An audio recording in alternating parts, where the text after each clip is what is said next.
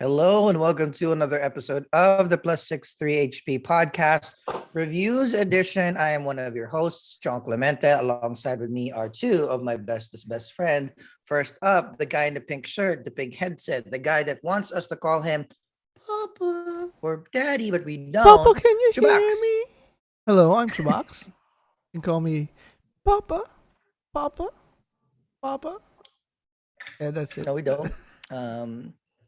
And the That's other hard. one on another box towards the left is the handsome guy himself, RJ, aka Raymond.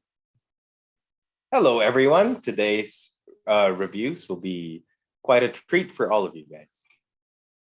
Yeah, if this is your first time tuning in, the Plus 63 HP reviews episode is where we deep dive certain shows or movies and really think about how we like it, how we don't, where you should watch it, how you should watch it, and who you should watch it with. Our episodes of this particular program comes out every Tuesdays. We also have a D&D show where we record our very first D&D playthrough. We are middle-aged men. We've never had resources when we were kids to play D&D, but now we do. And so we are. No, So we still don't have resources. we still, but, you know, we still don't have resources. we We still still try. don't know how to do it. But we're having fun doing it. But those episodes come out every Wednesday. And on Thursdays, we curate a bunch of cool clips, trailers, featurettes, and then react to all of those and show you guys how hyped or not hyped we are for upcoming content. So if you want to be updated with all of these, please hop on youtube.com/plus6hp, hit that like button, go into the comments, discuss with us, hit that notification bell so you know when any of our new episodes are dropping. We are also in our socials. So we are also in social media. We have Facebook, Instagram, and Twitter. Our handle is at plus63HP. If you don't want to watch us, if you don't want to see my face or Chubax's face, Or mine. feel free to hop on your favorite podcasting app, search plus63HP. We will be there. We particularly like Apple Podcasts, Spotify, and Amazon. Please like and review us there as well. It helps with the algorithms and it helps share our voice and build this community of like-minded individuals who just like enjoying content with their friends and family. Why should you hop on our socials or hop on our comments? Because you get a chance to win special prizes whenever we hit channel milestones. Case in point, we finally have picked our 2,000 plus subscriber milestone winner. So Virgo, Pisces, who commented in our Olivia Rodrigo trailer reacts, will be winning. RJ, what is she winning? What are they winning? That's a fantastic prize of $63 or its digital equivalent in her local currency. Get it? Because it's plus 63 HP, so we give away $63. Get it? We Not still have complicated. one more. What? Not complicated. We still have Not one rocket more science. challenge that is open. So we'll give it another week or a couple of more videos to gestate. But if you find out what the Chubax challenge is, you may get a chance to win what, Chubax? $25. There you go. An additional It'll just keep going 25 on, even for forever. forever. All right. Until So somebody chips in by So accident. listen to our episode, comment on that particular video on YouTube, and you might get the chance to win our next $63 milestone gift or the Chubax challenge of $25. Awesome. So before we start diving into the shows that we're discussing this week, if you want to join us next week is going to be a fun week. I think all of us are extremely excited for a bunch of these shows, right? So next week we will be discussing episode 1 of Moon Knight. I cannot believe Moon Knight is going to be out next week. So watch Moon Knight when it drops on said Wednesday of the week, and then we'll discuss. We will also continue discussing the episode 2 of Halo. So if you have Paramount Hello. Plus, join us, second episode of 10. And our main movie of the week next week. We've pushed this out a couple of weeks because we just found a couple of other shows and content we need to discuss. Is that Netflix movie, Korean movie, The Pirates, The Last Royal Treasure. So watch that. We'll discuss it next week. But this week we have really, really cool stuff. Yeah.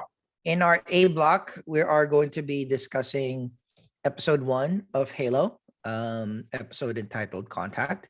And for our main topic, again, I'm jealous even more because my two brothers were able to watch the movie together. So I don't like this anymore. I think I'm not going to allow this anymore. In love seats. In love seats. We were in love seats. I think I'm going to have to put a stop to this. Like no more movies together without me. But they were able to watch finally the Batman in the cinema in the Philippines. We can deep dive into that. So without further ado, a little bit of stats on the Halo TV series before we dive into the synopsis and discuss. Again, it's based on the video game, the Halo, produced by Xbox Game Studios. This particular series was developed by Kyle Killen and Stephen Crane. Kyle Killen has had other shows like the Closer, Major Crime. So nothing really standing out there. But one of the stars or the person playing Master Chief himself, Pablo Schreiber. The only note around him is he is actually in talks, and this is just rumors, but he is in talks to play Wolverine for Marvel. No, So he just started, really? they just started saying that they're in meetings this week. So that's the the new thing that I've read about him. What's his name? And the entire one of the executive producers here, or many executive producers of this show, but most notably Steven Spielberg is one of the producers. So quality should be good. Usually they say that the average runtime per episode will be around 59 minutes, so an hour per episode.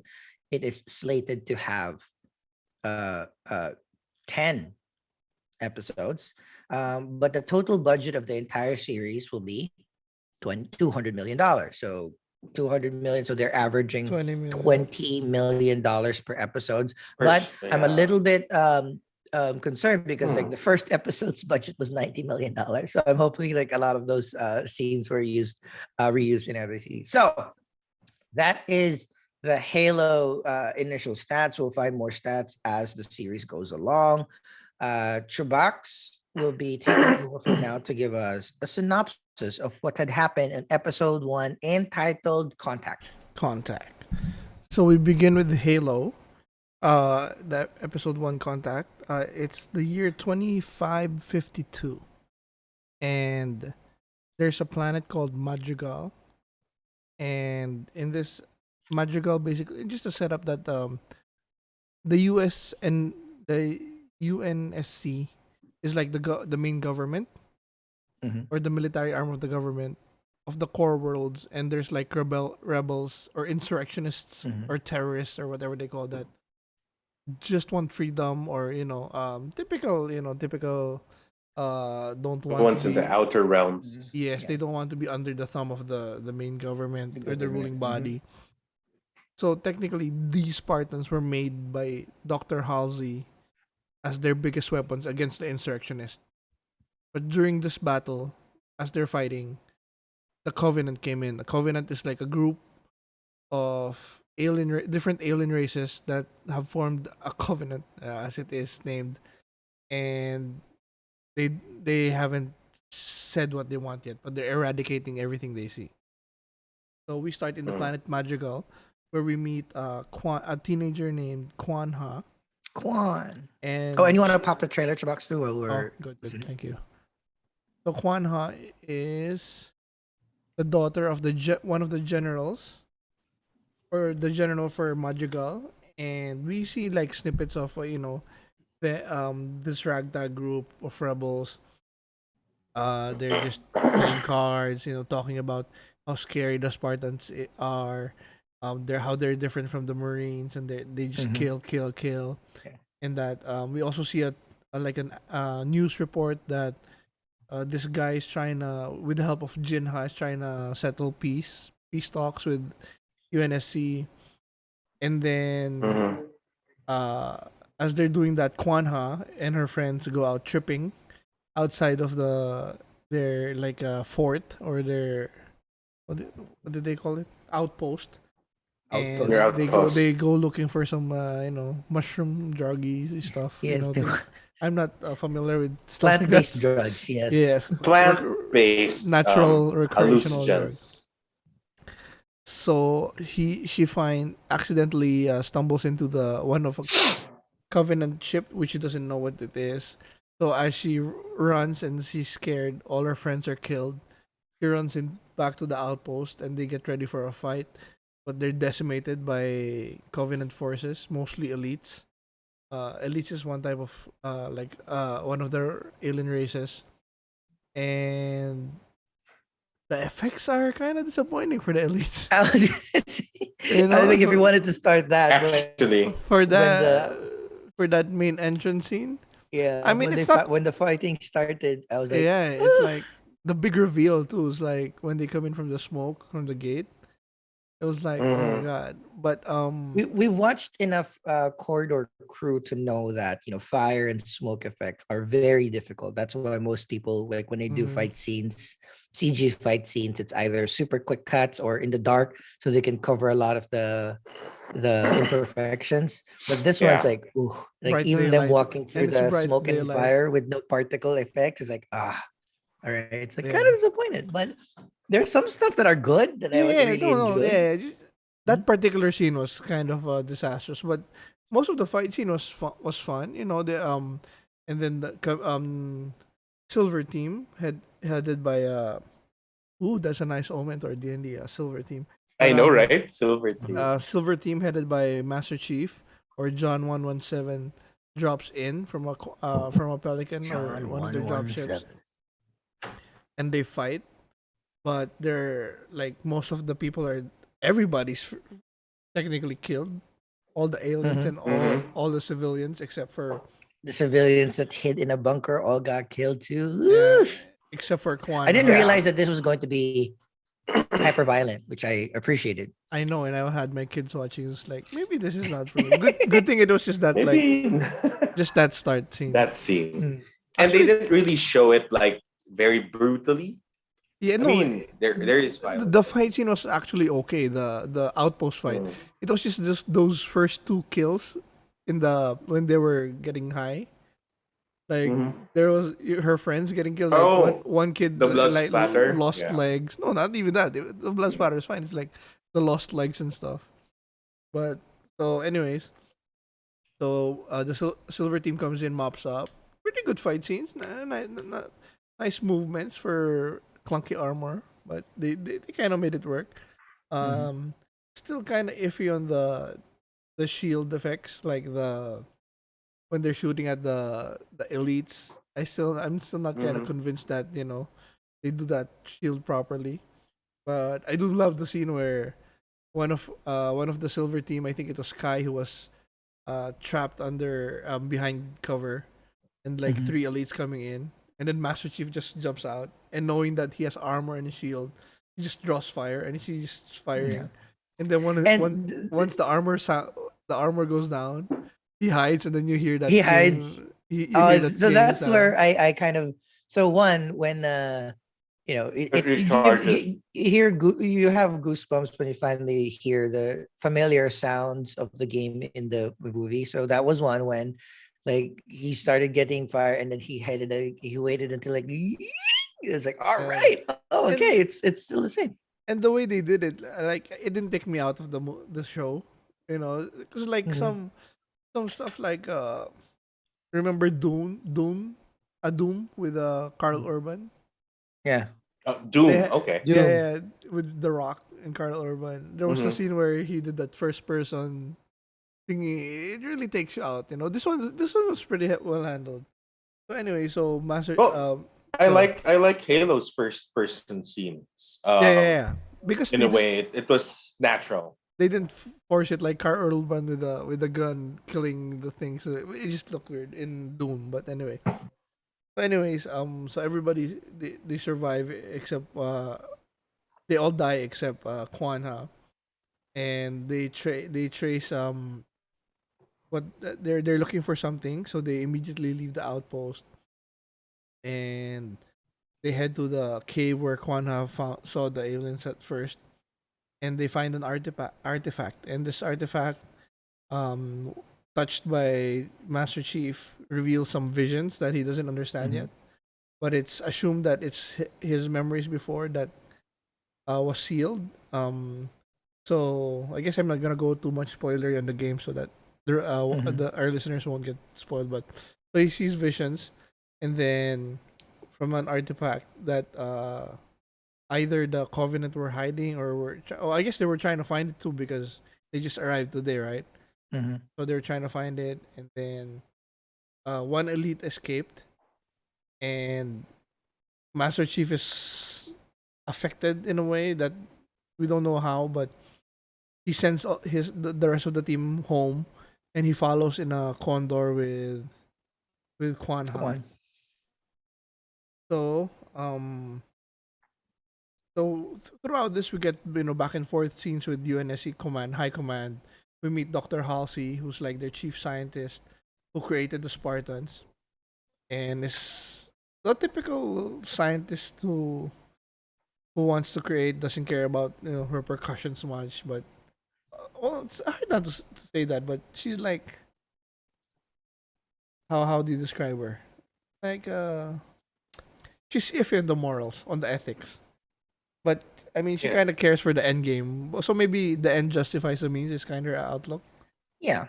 Mhm. There we go. So she's like banging heads with one of the I assume a general or somebody above her. And then we also meet Miranda Keys, uh, another kind of scientist that's in charge of alien tech that they retrieve. Alien Studying tech. those, Yeah. and it showed that she's not in good terms with Dr. Halsey. And we also show that the general, this one, shut down cloning and AI, right? He Mhm. told Miranda, she told Keys that that's not a no go. That's like continue your science stuff, but legally. I think that's one of the terms that she said, legally and safely That's or right. something like that. So, but we assume that she's kind of doing something like with cloning and stuff. But and we don't even see Cortana in this episode. So, anyways, we go back to the ship. Master Chief is still very affected by this, and they also see that in the lab in by Halsey. They're seeing some changes in his body, and then um they try to discuss with Kwan Ha. This is kind of a weird scene where Miranda Keys tries to talk to Kwan Ha to what was the term? Further their propaganda, Yeah, to make like Yeah. To speak to on behalf of the to UNSC. give That an Amazon review yeah, about what had happened. and it about to make the Spartans look good and the UNSC to have peace with the other insurgents or their the other To outer rebels recruit more of realms. the outposts. because Yeah. they're fighting the aliens. But for me, I didn't see the opposite argument. Yeah, it's their propaganda, but they are in a war True. with the aliens, So It's just, I mean, again, everything there Yeah. was I Well, kind okay. of like, but imagine like being asked to do something right after your entire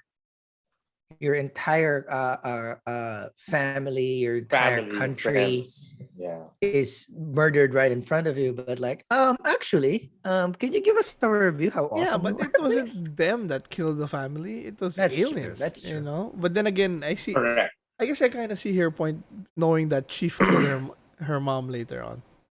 Mm. So, anyways, No, not just that. You also have to add the point that her father has been fighting against the UNSC for years because of the mom, right? But they've been fighting against them, and they didn't believe the propaganda videos that the UNSC have been sharing. So technically, UNSC has been sharing news about the Covenant, and these outer realms don't believe in it. mhm. And then when it suddenly happened that these aliens came and that the um, Spartans were actually on their side, they started to feel, wow, they're on our side. Remember that guy with the beard? He was like, Like, Yeah. oh shit. let's fight. Since they're Yeah. on our side, let's fight, right? Because they were thinking all the while that Spartans were there to destroy them. So and But then then, so that's what she grew up with, I think, messing up her decision thought. But uh, I think Madrigal's pretty much empty I for know. her to ask for independence. Yeah, that's, Just for her then. and they can't fight You're that I know, independent right? by themselves. But anyways, I digress. So we continue. We also have a scene with High Charity, the one of the motherships of the Covenant, where we meet Mercy, Yeah. one of the highest prophets or one of the leaders of the Covenant, who reports to a human. It seemed like that, right? So Yes, yeah, it was a so human. that's the thing that I was going, because like I haven't played the early stories before. I don't remember Mercy. I don't remember having Mercy. a I don't human. remember. I remember Mercy. human. I remember Mercy. I remember High Charity, but there's no human. I think this is just their way of There's no- finding a way out of the effects. Like they can Okay. show that human as the bad guy, and then Mercy will just come in and out. You know what I mean? Mhm. So that they don't Yeah. have to keep showing Mercy. But it's a good wrinkle. We'll see. We'll see how it affects or changes the going forward. So there, Admiral Paragoski is the one that's been clashing with Halsey.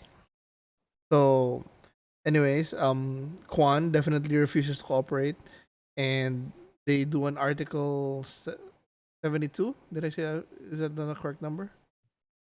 72 Yeah, guys they order to Master kill, Chief to kill Kwan Ha, and Master Chief having I don't know, like the visions and stuff, and starting Existential to crisis. yeah helps her, and um they try to take the matters in their own hands, and they try to control the ship. They turn off the oxygen, but Chief is able to fight his way out of it.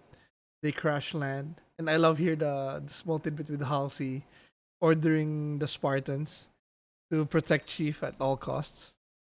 Like just Mm. you can apprehend him. Even if they're friendlies, yeah, there's no friendlies even if if they're they're against the friendlies, Chief, right? no. Oh, fuck yeah. there So are no friendlies. I hope that continues because the Spartans really grew up together. So I hope that they don't go Spartan against Spartan. I mean, the Covenant is hard enough. So, anyways, Yeah. uh, so when Chief was able to control it, and Chief has like the one-on-one with the Kwan Ha, and to prove that Chief is on Kwan Ha's side, he removes his helmet. We've never seen in the game. Sure. I mean, he's Yeah. removed his helmet in the game, but we've never seen his face. Yeah, Never but seen never his showed the face. face. So Yeah. here we see his face, and I don't know how I feel Surprising. about Actually, that. I thought that they'd take a little bit longer to Yeah, do they went it. they went straight to Yeah, it. not on episode 1. I was like, all right, okay, No, we're actually doing it. I don't know how I feel about it, but so they feel it, and then the condor, or it looks like a pelican, but I heard him say condor. It lands, Condor. yeah, and then they're surrounded, and I love that. I still love that. This part is just so cool, where they're all pointing already at the soldiers, and the soldiers looking. Is he pointing at me when they're trying to breach the door? That Spartan looks like he's pointing. He's aiming at me. But anyways, before they breach, Chief last ditch effort opens or touches the artifact again, and it emits like something like an EMP burst, right? Turns everything off Mm. except for the ship, and they're able to escape. And we got some reveals here that Dr. Halsey is Miranda's mom, Yep. and And from the dad, which is like some general who never advanced in career Yeah. because of the mom. and then it's revealed that what Chief saw was his memories, which Halsey sealed, and he's getting access to it, but he doesn't know yet that it's his memories, and that's like the at first when he was seeing the memories, I was like, oh, it's stereotypical thing, but then he in the memory there was the artifact, so that made it more nice, a little nice twist. They're That I more see. That's the interesting. thing that kind of confused me about this series. Like, okay, and why did the human with mercy also has access to that artifact? That was their question, right? Or what? That's what they Yeah. want. That's what they wanted. They Mhm, wanted that mhm. artifact, and it was taken from her. But yeah, that's episode 1 of Halo, titled Covenant. What are Okay. your thoughts? Yeah. Thoughts, RJ, what did you think about the first episode? Initial reactions in general too. I don't know what level of fandom you are with Halo, so it'll also be like a good reset on how things are. Well, I actually like the Halo game. From the first one that I played was from the original Xbox, and I didn't pursue getting Xboxes further down the road only because there were more games in PlayStation that I enjoyed. Mhm. Maybe because of the Final Fantasy series back then. So if I had to make a call, Halo would have been one of the main games that I only would have gotten an Xbox for. But I've spent hours playing with Chubax. We had, we kept playing that PvP. Chubax would always throw that plasma grenade like a cheap ass uh, from behind. Anyway, but it was fun. I love the sound, the music of the game, and even here, I like the. It was pretty good. The sound effects, as what Chubax mentioned, recharging of the shield, the first person. It was very nostalgic. But if I had to be honest, the Covenant didn't look menacing enough. It looked too fake. Um, yes, you're right with the fire effects and the entrance was quite empty. Um, Sometimes Kwan Ha's acting was a little too much for me. Um, or it wasn't in the same level of fear as everyone else in town. I don't know. That kind of stood out.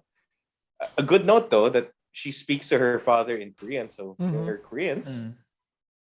Um, eh, I like the game. I like the story, but there are some extra tweaks, as you said. The human being the what do you call that? The what was her position there? The human in the The Covenant's Covenant. I don't. ship. I didn't. She call Wait, him something. I didn't They called catch. her. I They didn't. called her something like a high or anyway. So whatever position she was, it kind of took me off track. But it's the first episode. Let's see where it leads. Action scenes were not bad. But effects could have been better. That's basically my thought on it. Yeah. I again, I'm not as big of a Halo fan as other people in this collector box. Um, I also don't even like remember finishing a lot of the story campaigns, although I do love the PvP and the shooting. Big fan of Bungie. That's why I was a Destiny addict for a very, very long time. Um, I'm the weird thing about this show is when I was researching about it for the show, is they really didn't even take a lot of inspiration from the games. Like they didn't connect with, Mm.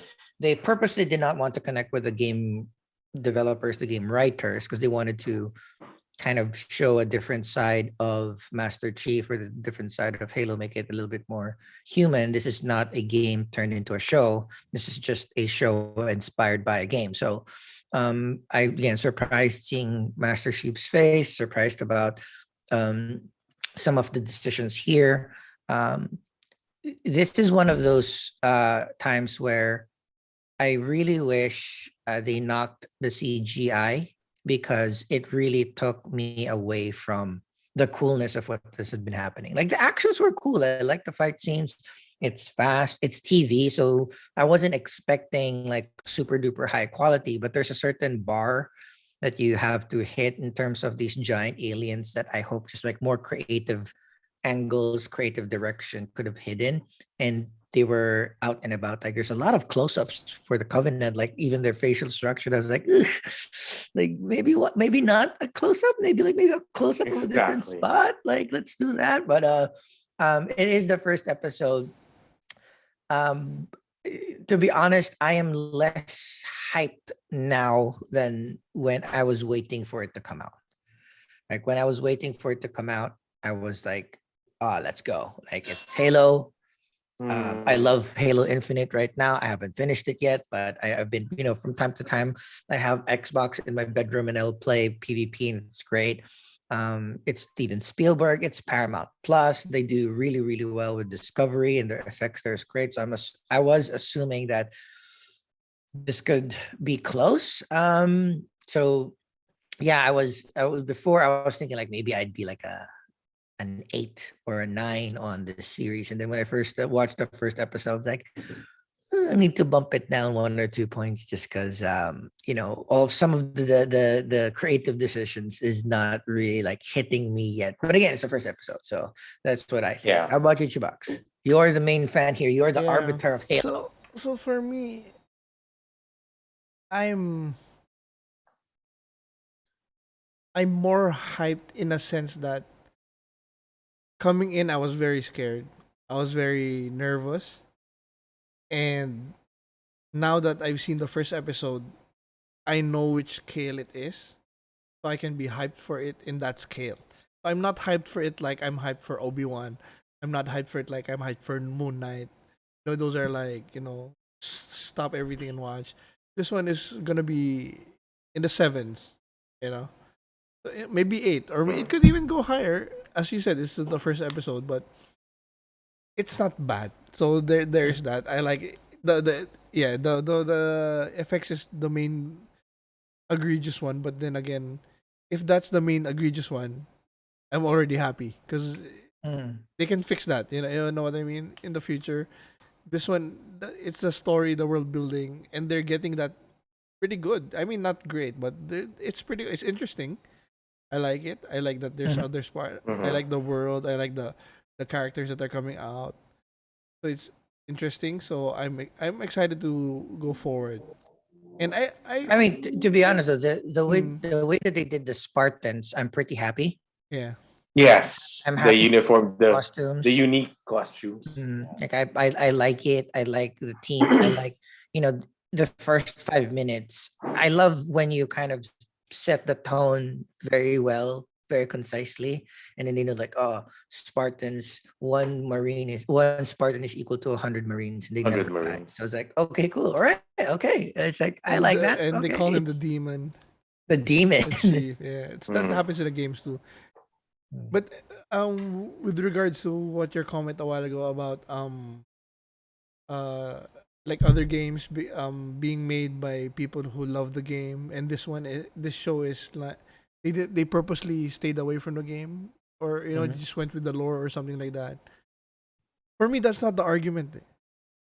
Just make a good one. Whether you're doing Mm. it obsessed with the game or not obsessed, if it's good, we'll follow. We'll watch it if it's good. So this one, there's potential. I'm seeing the good. So hopefully, whether it's different from the game. I mean, do you want to watch the game again? Like, you know what I mean? You You're can right. just You're right. play it, or so something different is good. I'm. s- I usually don't like the main guy being wanted. Like being after Mhm. the whole UNSC, especially, and it's chief. But I'm sure they're gonna turn that quickly because he's like in the trailer we see scenes where he has resources and stuff. So I don't think he's gonna be Yes. wanted too much. And with Dr. Halsey behind him, he's gonna see, look at that fucking. So they're gonna turn that around. So yeah, more hyped in a lower level. So I mean, let's see where it goes. We'll finish this. Yeah, I mean, I stole somebody's Paramount Plus login to watch this, so I will be watching this. Quality is great. Like I was watching it in my 4K TV. It was like very It's close. just So, that first um, fight scene with some of the effects. yeah, and usually, I mean, the thing with TV series is they get the hang of again hiding the limitations of effects better the more that they get to Mhm. go along. So um I'm still like very interested in making sure that we have an opportunity to see this show develop. But for now, this is episode one, Contact of Halo in Paramount Plus. We will continue our week on week discussion about this show. Next week, we'll discuss episode two along with Moon Knight. But before we move on to our main topic of discussion, how do we rate episode one of Halo? Let's start with you, Jay. For me, maybe because I was looking for a little bit more game like elements, and disappointment in how the Covenant was looks like, I start with a low 6. Six. Yeah. Yes. I am actually same with you. I am at a 6 as well. I think the trailers, the hype, the actors that they Yeah. put on them saying that they're gonna show Chief's face, yada yada yada. Leading up to the show, I was more hyped. I think I was going to be 7 or 8, and then seeing it in action. But this is like a high 6. This is kind of like a 6 where I'm anticipating room for growth. I kind of Oh, feel that definitely. this show is going to be this will be better as it goes along. And it's 10 episodes. So there's going to be a lot of junk Mm, episodes in between.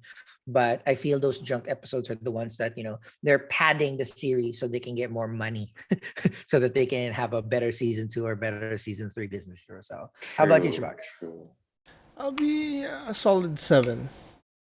Because just Okay. because I was already expecting it lower, so Okay. that's a good score from me. Actually, that's fair because you have to look at it from how what you expected in the beginning. I Mhm. expected something awesome like the trailer.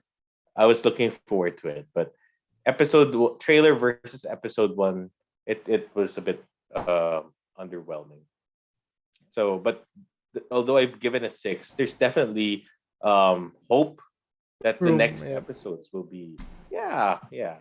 It was just that it was so hyped because Yep. hey, it's Halo, They did a huge they name. did a bang up job with the trailer. So Oh, uh, absolutely, and it's still promising. Don't get me wrong, but from the trailer, then suddenly episode one, it's your first episode should be that episode that kind of hooks you to the rest of the season. No, and I So expected a little bit because this has been in production hell for so long. So I think yeah, the pilot would suffered from that. So hopefully, Mhm. we get a lot of room for growth. Hopefully it gets better. No, of course, absolutely. yeah, they have good actors. So that Yeah. is episode one of Halo. We now move on to our Oh, main event for today. I still am very, very jealous and butthurt that I did not watch this with you guys because I feel that this is one of those movies that after we have this avenue, but if I were there, would probably go out for drinks and discuss right after. But um let's run the trailer, Travax, while I give out a little bit of stats. As RJ prepares to give us our synopsis. So, The Batman, in Batman's directed voice. by Matt Reeves Matt of Reeves. what do you call this? Planet of the Planet of the Apes. Apes fame, Cloverfield fame. So renowned American Oh. director, very cool. Stars Robert Cullen from the Twilight series. Now, Rob Pat, Zoe Kravitz as Catwoman, Paul Dano as the Whew. Riddler, the unrecognizable Colin Farrell as the Penguin. The Very cool, Penguin. Jeffrey Wright playing Watcher Uatu in the MCU, but also playing James Gordon in this universe. Um, Other notable actors that were in this movie is Andy Serkis as this universe's Alfred. Very cool. I dug Mhm. him. Needed like 10 times I more like Alfred him. time. John Turturro as the always ever present mob gangster boss in a lot of Batman stories. Carmine Falcone. We have Peter Sarsgaard. He's Gil Colson, one of the DAs in that particular universe as well. And then many, many more notable actors. Currently, it is at a 600.4 million box office. Pretty cool because this movie was between 150 and 200 million dollars made. So they've already made 3 times their production budget, which means this So movie that's is really good, successful. very successful. Yeah. Cinematography is Greg Fraser. We talked about him in our last review as well. He is the one responsible for movies in the like he's in Rogue One. So it's very, very textural, very, very cool. Chubax, who's the music by? He is our time's John Williams. Who's If John you Williams? eventually no, it's like our time's John Williams is this guy. Oh, the same guy who did the last one. I forgot the Yeah. name again. It's Michael say. Giacchino. There we He go. is He's again. everywhere. He does pretty much everything. MCU. He's in every big blockbuster. Another note for Michael Giacchino: he's going to make his directorial debut, presumably in the Ooh. holiday in Halloween. He has Werewolf by Night, a special Marvel one shot that will be coming out. It's not like formally announced yet, but everybody expects it to come out Halloween. But that's going to be his directorial debut. We don't know whether it's a musical or anything else, but we just know he's directing it. It's a one shot. It's about Werewolf by Night, who has a lot of ties to Doctor Strange and Ooh. Moon Knight. So that's going to be very, very exciting. All right. Those are the stats. Currently, IMDb has it at 8.4 out of 10. Very, very strong score. Rotten Yeah. Tomatoes as well is an 85. So that's good because it means critics and viewers like it also. And Google reviews currently has it at 91%. So it's very, very, very Whew. strong stats across the board. Without further ado, Jay, take us away to the synopsis while we butt in and discuss points about the Batman. It was Halloween when the movie started. Visual depictions of a crime-filled Gotham. Okay, I'm gonna screw my voice tomorrow. In different angles and locations, the mayor Don Mitchell Jr. was watching the news in his No, house. wait. Before and that, was- I have to interrupt. Sorry. So as the Go. intro starts, we get the big, filling the whole screen title credits of the Batman. The Like, Batman. Kind of like the whole- Joker. Like the whole screen. Like, Yeah. fuck, that was so Left like. to right. Like boom. Damn. Yeah. That was I good. love that. They just wanted to ensure that we knew what we were I watching. know. We might have gone in the wrong movie theater, huh? I know. Might end up watching what was that, Ambulance or something. Anyway, so it starts on it's Halloween. See a lot of people wearing masks. It shows you how Gotham is filled with crime. You've got people doing vandalisms. You've got people stealing from the stores in their masks. And yet, whenever they see the bat signal in the sky, they have fear. That's cool. So this Yeah, I mean, so that's people one of, think twice.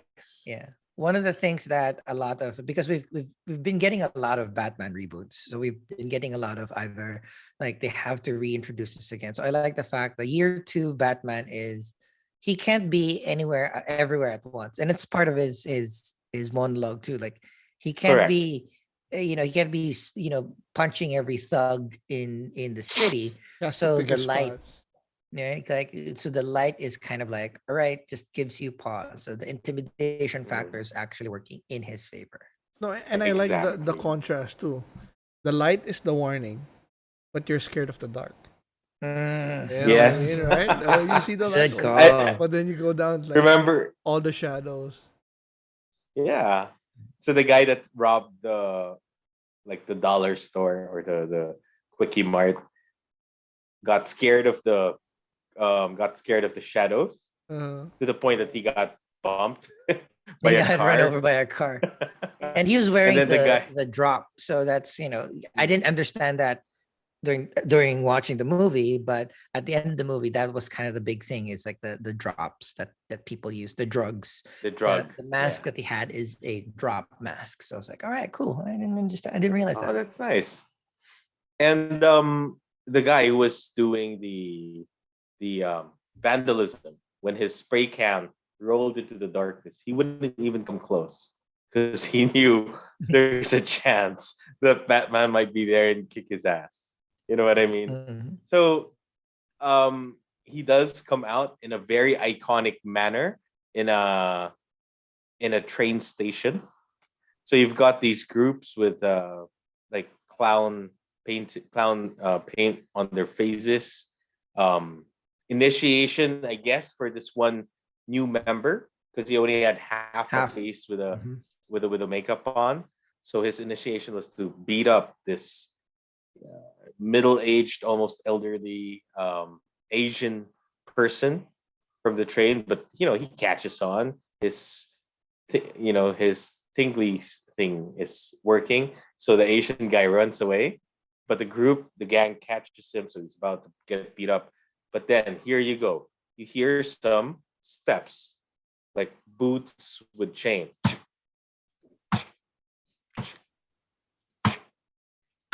Then out of the darkness, you see the silhouette forming a buff body of Batman.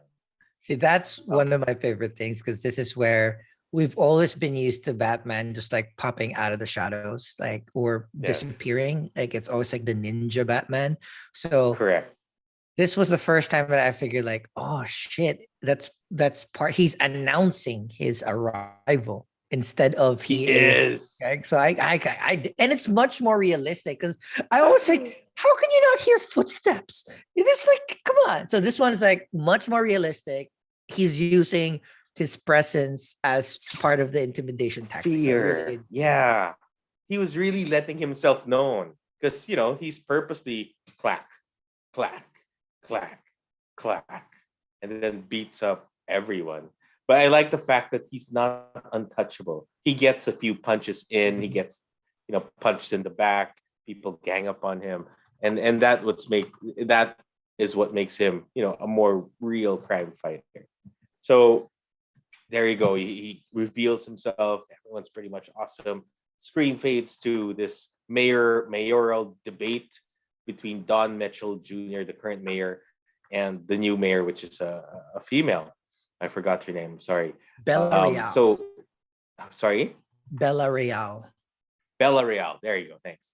So Don Mitchell watching the news, the review of the replay of his debate. I like the scene. Even Chubax, I heard Chubax react in the cinema because when he picked up a phone call and moved to the right, left of the screen, basically. Then you see a silhouette of a Riddler. man. Well, yes, we know it's Riddler, but at that point, you're like, who's this person who has a mask on, glasses, all in black? So it was pretty much, whoa, the heck was that guy? And later, after his phone call, he gets hit at the back of his head with this tiny little shovel, metal shovel that kept hitting on the back of his head, right? So Tucker. a tucker, the carpet tool, right? tucker. So But isn't it funny that like for here, like Riddler was much more Batman than Batman because he was like right there in shadow. Yeah. at this Silently. scene, this particular scene. scene, yes. So he was in his house, brutally killed, and when the police found him, his thumb has been cut off as well. They were thinking, okay, the serial killer must have, kept one for souvenir, Mhm. pretty much like our very own Malak. So, in D&D. So, revealing himself as Riddler because he gives out riddles, Batman joins in with Jim Gordon as they investigate the scene. You sense the hostility with the police, especially the commissioner, Pete Savage, when Batman arrives to the scene. They're like, what's he doing here? He doesn't belong here. This guy's a freak. Get him out. But later they found that there's a letter from the Riddler to the Batman. Oh, sheesh. Okay, what's happening here? So Jim and Batman, so they try to decipher the riddle. Later on, with all those symbols, I keep forgetting what type of map they were looking at in terms of like some hidden. The cipher. The cipher. No? Yeah, it's like Mad Libs of some sort. I forget what Yeah, one would call them. But then later, as Alfred helped in determining, Alfred was quite brilliant because he was also helping figure things out for Bruce. So later on, they found out the clue was drive. So Jim and Batman later went back to the scene. They went to the garage looking for a car. He saw a car and I asked love that. if there was The double innuendo. Drive exactly and drive. and Thumb asked Thumb which drive. one thumb had a thumb drive. drive. That was like so. I was like, "Are you sure?" Yeah, it says thumb drive. It's like Yeah, thumb ah, drive. God damn it! So they found in one of the vehicles there was a USB plugged into a port, and as they pulled it out, the USB also had a chain attached to the missing thumb. So drive meant car, and drive meant thumb drive, which was interesting. And to activate the USB, you needed a thumbprint, which came from the thumb, the severed thumb. So upon checking the clue, Jim placed it in his computer. It suddenly released all the images and sent That was out a mistake. emails Yeah. to different government institutions and even news perhaps, sharing what Mitchell was involved in, the mayor. So there were some photos of the mayor and some girl with a black eye. And Jim notices that this was the Iceberg Lounge. So this was Penguin's territory. So Batman goes there, visits, and tries to look for Penguin. Gets into a fist fight with the twins. Just walks in, keeps punching people until the Penguin comes out and says, "Hey, you're looking for me." Takes him to the office, plays dumb, not knowing what's happening. He says so many people come to the club. But then here comes the entrance of the most beautiful angel in this entire movie. So pretty. So she is so gorgeous. So you have Selena Kyle. Selena Kyle comes in braless, but you can see But you can see it in the dark. back to the fight scene. I did like this fight scene where he would use his gadget sparingly. Like it would always be like, oh cool, he's gonna use it. It's not like use it all the time. More of a fight scene, more of the armor, and then once in a while he just pop it off. But well Yes. shot, well choreographed. He moves. I love the suit. The suit looks so good. Like it just very functional, very cool looking too. We talked about this before when we were looking at the trailers, and I was not a big fan of the suit. Yeah. I did not like the suit, but only because of the ears. the ears were too pointy for me. But in the movie, because the movie was like this is one of those movies where if it's outdoors, it's raining. So it's always like either raining or dark. So you don't actually see it because it's so thin. You don't actually see it. Made it look cool, and I like how open the face is. I love all of the gadgets are you see them work, and then in even the chest piece works, the boots work, like Yeah. everything kind of like Yes. you can actually see them getting it, and then as the movie progresses, you can see more and more scratches on his cowl and on his armor, so it kind of like okay, much more realistic. And they kind of That's right. took a cue from Daredevil, the look with the mask. Mm. Almost more like a like a Daredevil thing than because as you said, it's more open here. It looks like a Daredevil. When he have that Half like that half scarf on his face, so it looks good for me, and it That's works right. whenever he like the intro scene where he walks into not the intro scene but the first crime scene. He walks into the middle of the policeman inside the crime scene. He doesn't look ridiculous. It's not like that's a superhero film. It's like he's a superhero standing in spandex or something. He looks like like a SWAT member. Or A something. guy geared for war. Yeah, more like a SWAT member in middle of all these policemen. So it looks good. Okay, go. All right. So as he was showing the photo, he noticed Selena Kyle, or the waitress, looking and pausing, giving him a clue that this girl probably knows something. So, And props to fucking Colin Farrell, man. So oh awesome. yeah, Unrecognizable. Unrecognized. That's unrecognizable. I also like his writings, like when he stopped the fight. Hey, come on, man. Let's talk. Maybe we should try that more in D&D where we just don't Wait, keep... wait. Can we talk about this stuff? And then the fire giant steps on I know. Malak and crushes him.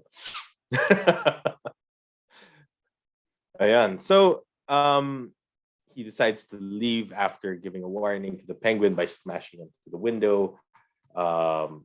Walks out and follows Selena Kyle going back to her apartment. So he does a little bit of a stalker Edward effect. style.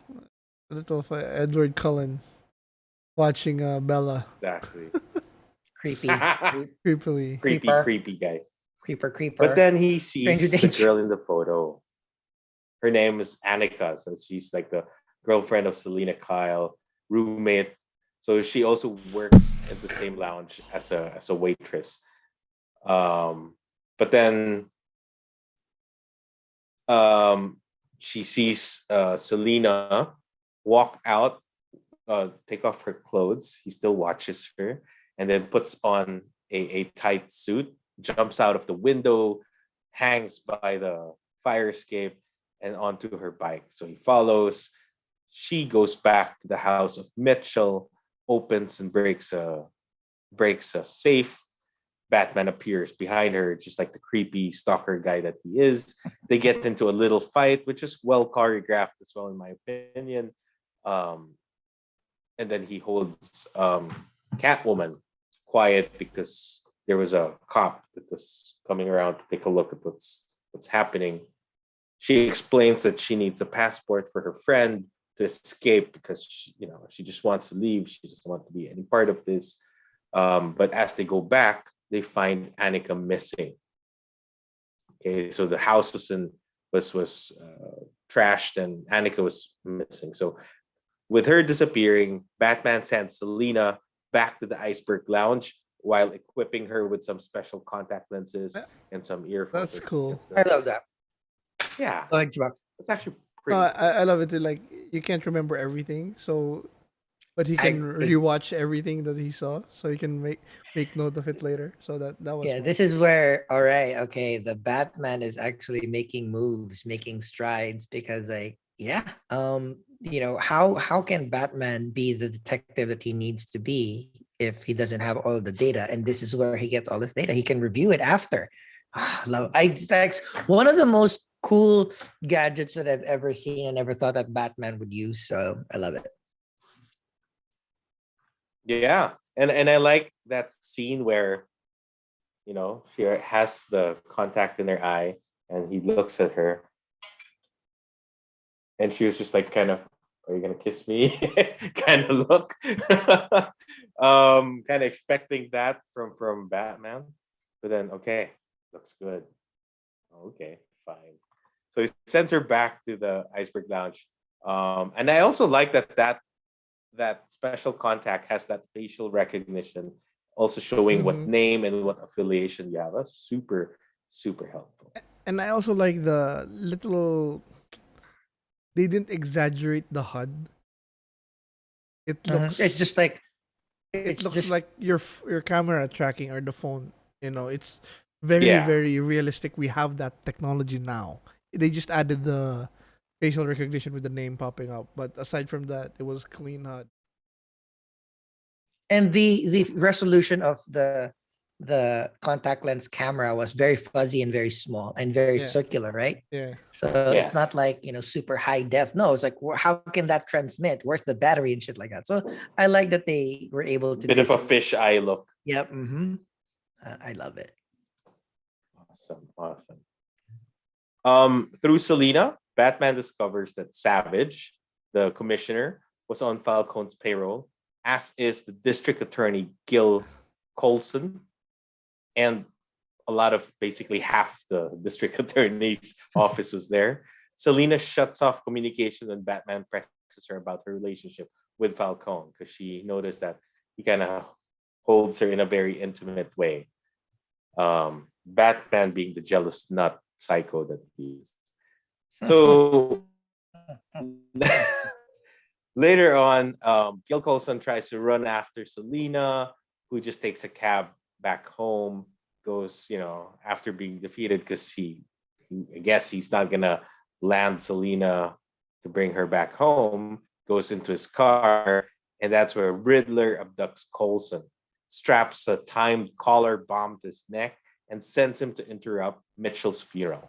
So when Batman arrives, the Riddler calls him via Coulson's phone and threatens to detonate the bomb. But before I jump into that, I like how Bruce Wayne showed up despite the fact that he hates socials. Mhm. So he showed up not because he needed to be himself, but because he wanted to solve the crime. He thinks that this psycho will be in that area. That reminds me, one of my favorite things in this movie is they don't force the suit all the time. He changes.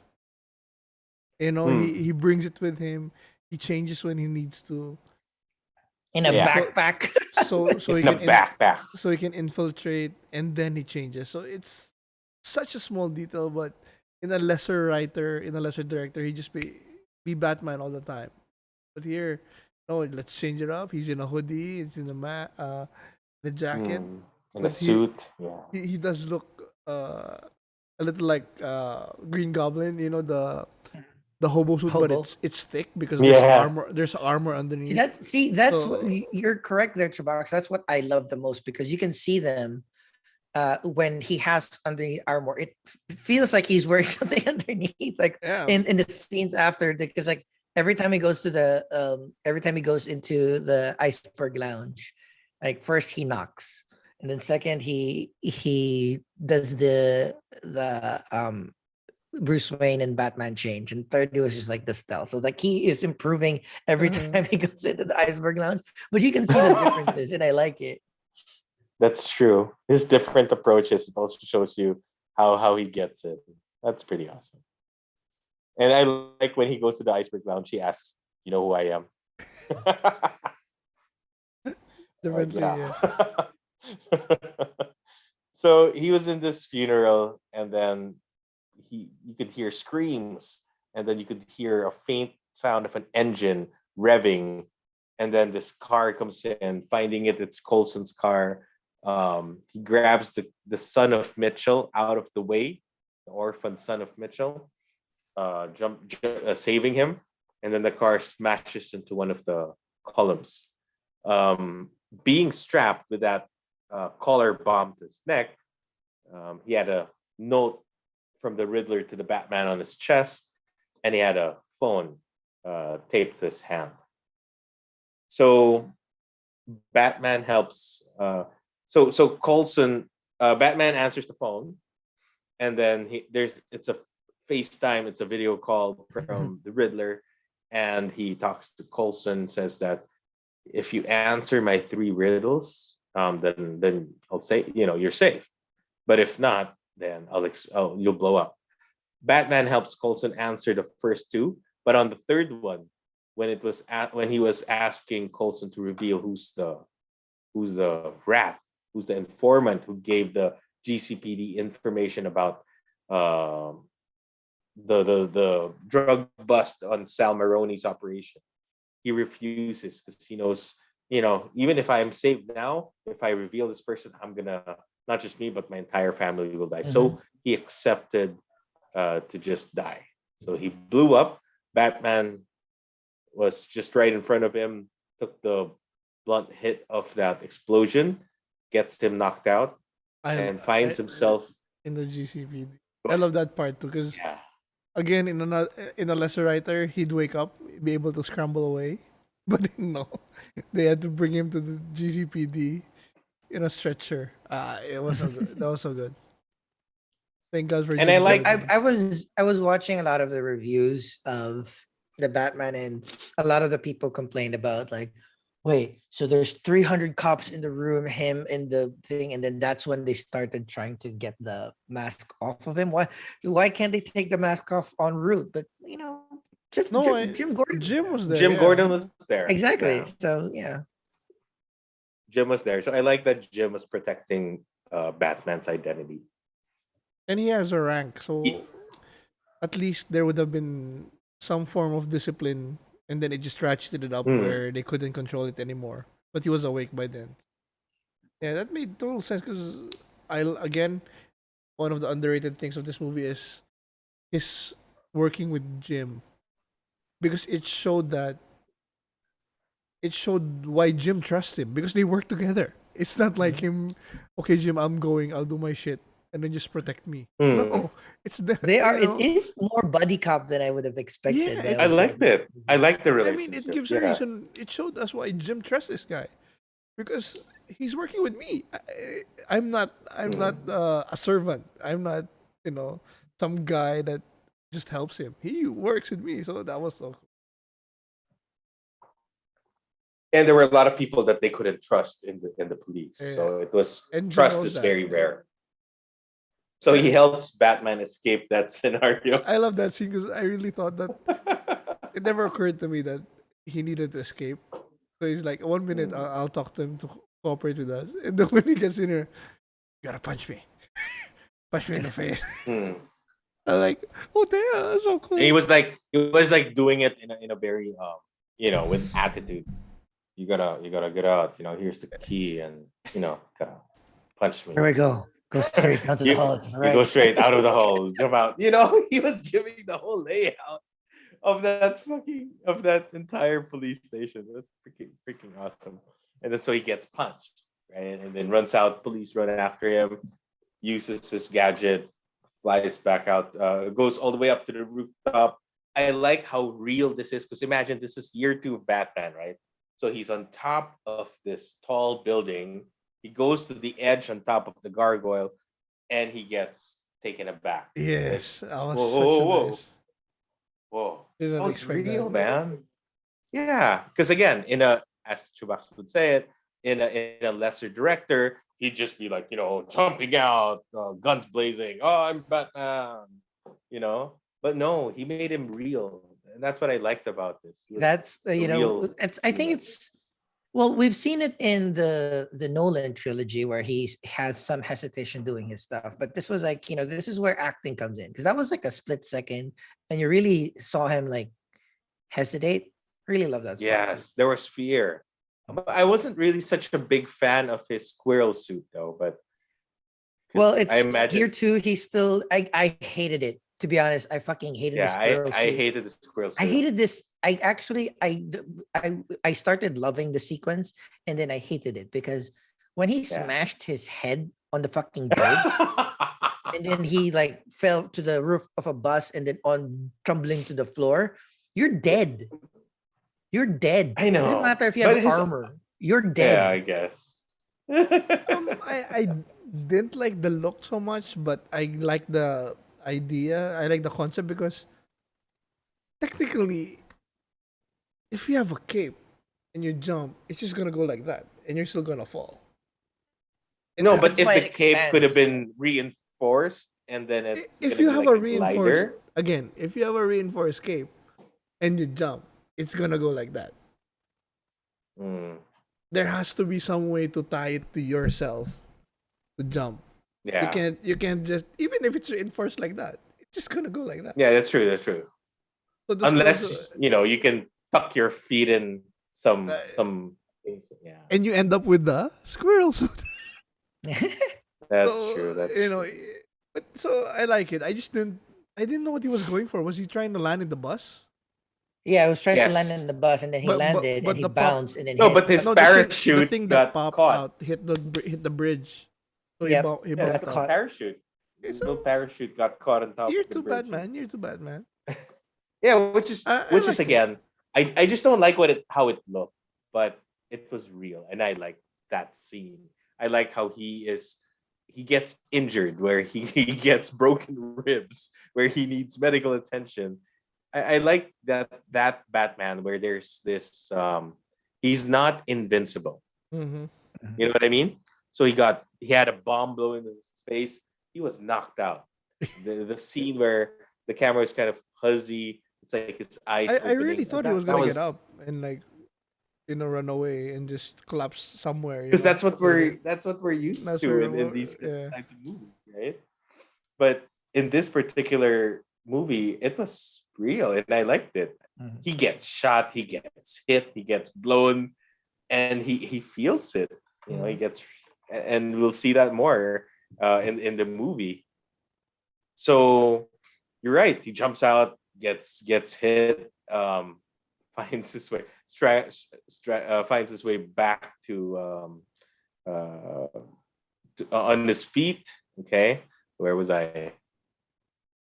Okay, so he and Jim meet afterwards in their other hideout. They're building this construction building or unfinished construction building.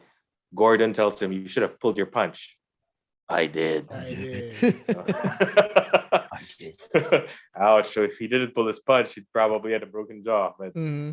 so they deduced that there's no one that they could trust. They thought that the informant could be the penguin because the clue was what? The El Rata El Rata Alada. El El Rata Rata Alada. El Rata Alada. Alada. Alada. Yeah, El Rata Alada. Right? So they thought like, what's a rat with wings? Mm-hmm. Rata doing. Actually, So I then thought it was bad to start. You thought it was wait a bad? minute. I thought it was a bat to start. A rat Mhm. with wings. A bat. Yeah, I thought as well. It was I already knew like a rat with wings is a bat, but why would it be Batman? So there must have been more. Wait lang. At this point, buhay pa si no, si Mitchell. Oo, 'di ba? Yeah. Buhay pa si Mitchell. Okay. Mitchell? Which Um, Mitchell? No. Wait. Not Mitchell, si Savage. Yeah, the informant. Buhay pa si Savage. Si commissioner. No, dead. Sorry. I think he died No, he died na. He died before Oh, the yeah, He was funeral. He second, died diba? before the funeral. Mitchell. Sorry. So Mitchell and then Savage And and then then Coulson. Coulson. Yeah. Yeah. So Savage died with rats. So he was Yes. caught while he was in gym. And then when he came to, he had this device on his body, Malaso. acrylic device with rats. And yeah, that was a sick way to die, actually. Yeah, I'd rather die like So- Coulson. Yeah. Quick fast and easy. right? Yeah. So anyway, they realized So that the clue maybe, the clue was El Rata Alada, and there's an officer that remarks that grammatically incorrect, but they think that Riddler just made a mistake. But then when they okay, go. because it should be La Rata. Yes, because in Spanish, the rat is There's a feminine noun. feminine. It's a feminine noun. Mhm. But that's Actually, I di ba know si that. Penguin yun? Si Ha? Penguin yung nagsabi, no? Yeah. Si Penguin. Yeah, no, So, there's just a comment from a policeman in the start that said it's grammatically incorrect, but he didn't specify why. Tama. So they thought that rat with wings, what else has wings? Penguins have wings. Mhm. Okay, so let's go to penguin. They find out that Maroni's operation never really ended, and many officers are really involved in this. Selena, as Catwoman, inadvertently exposes them as she arrives to steal the money because she feels that it's owed to her.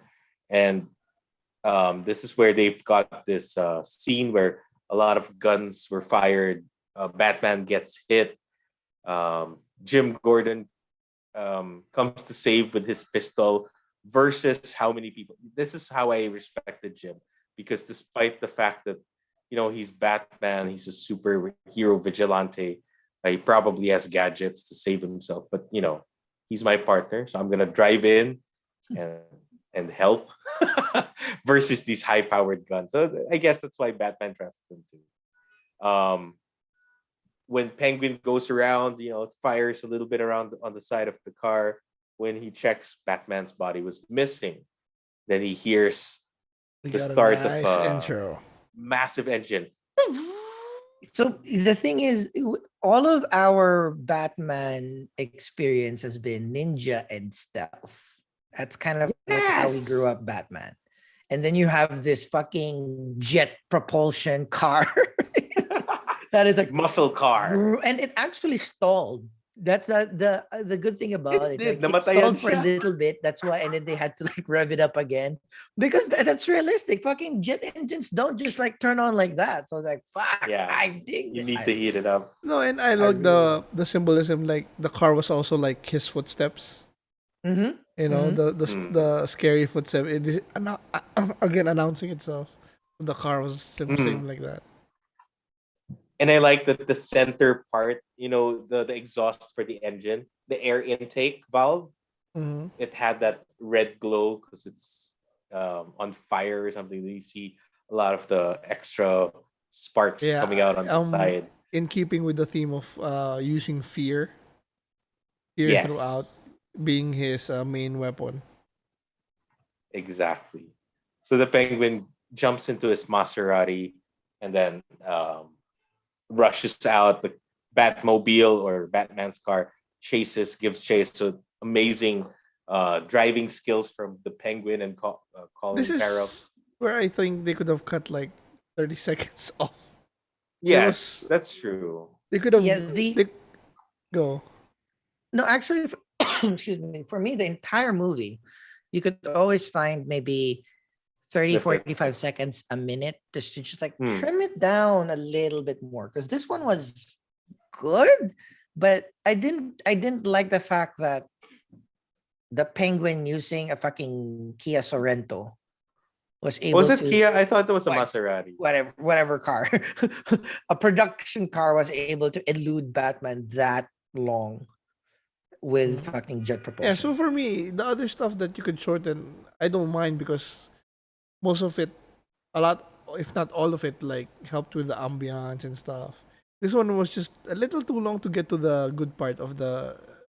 You could have skipped Mm. straight to the highway scene. There was a lot of running after before it, which you're right. He should have caught up faster. But Agree. I do Agree. like the scene that when they started firing the heavy guns, Selena was helpless because she's not like a superhero. She's not like a badass that can elude three people firing. So that was a That's nice touch right. as well. She's not armored like Batman. That's true. That's true. So she steals like a bag of money. Initially, there were two, and then she saw that there was a third bag. When she opens it, she finds a body of an animal. Half a So body of what's his name? Alina? Annika. Annika, Annika. Annika.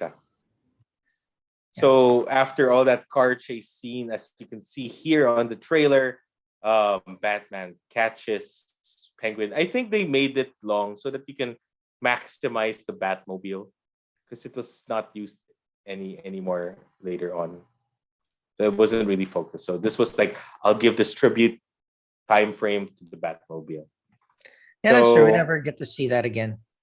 yeah, it's mostly him on his motorbike, right? So Which is kind of like realistic too. Like you don't want Easier to elude people in the bike than in a in bike. yeah, and Also it's easy easier to hide to blend to get in away.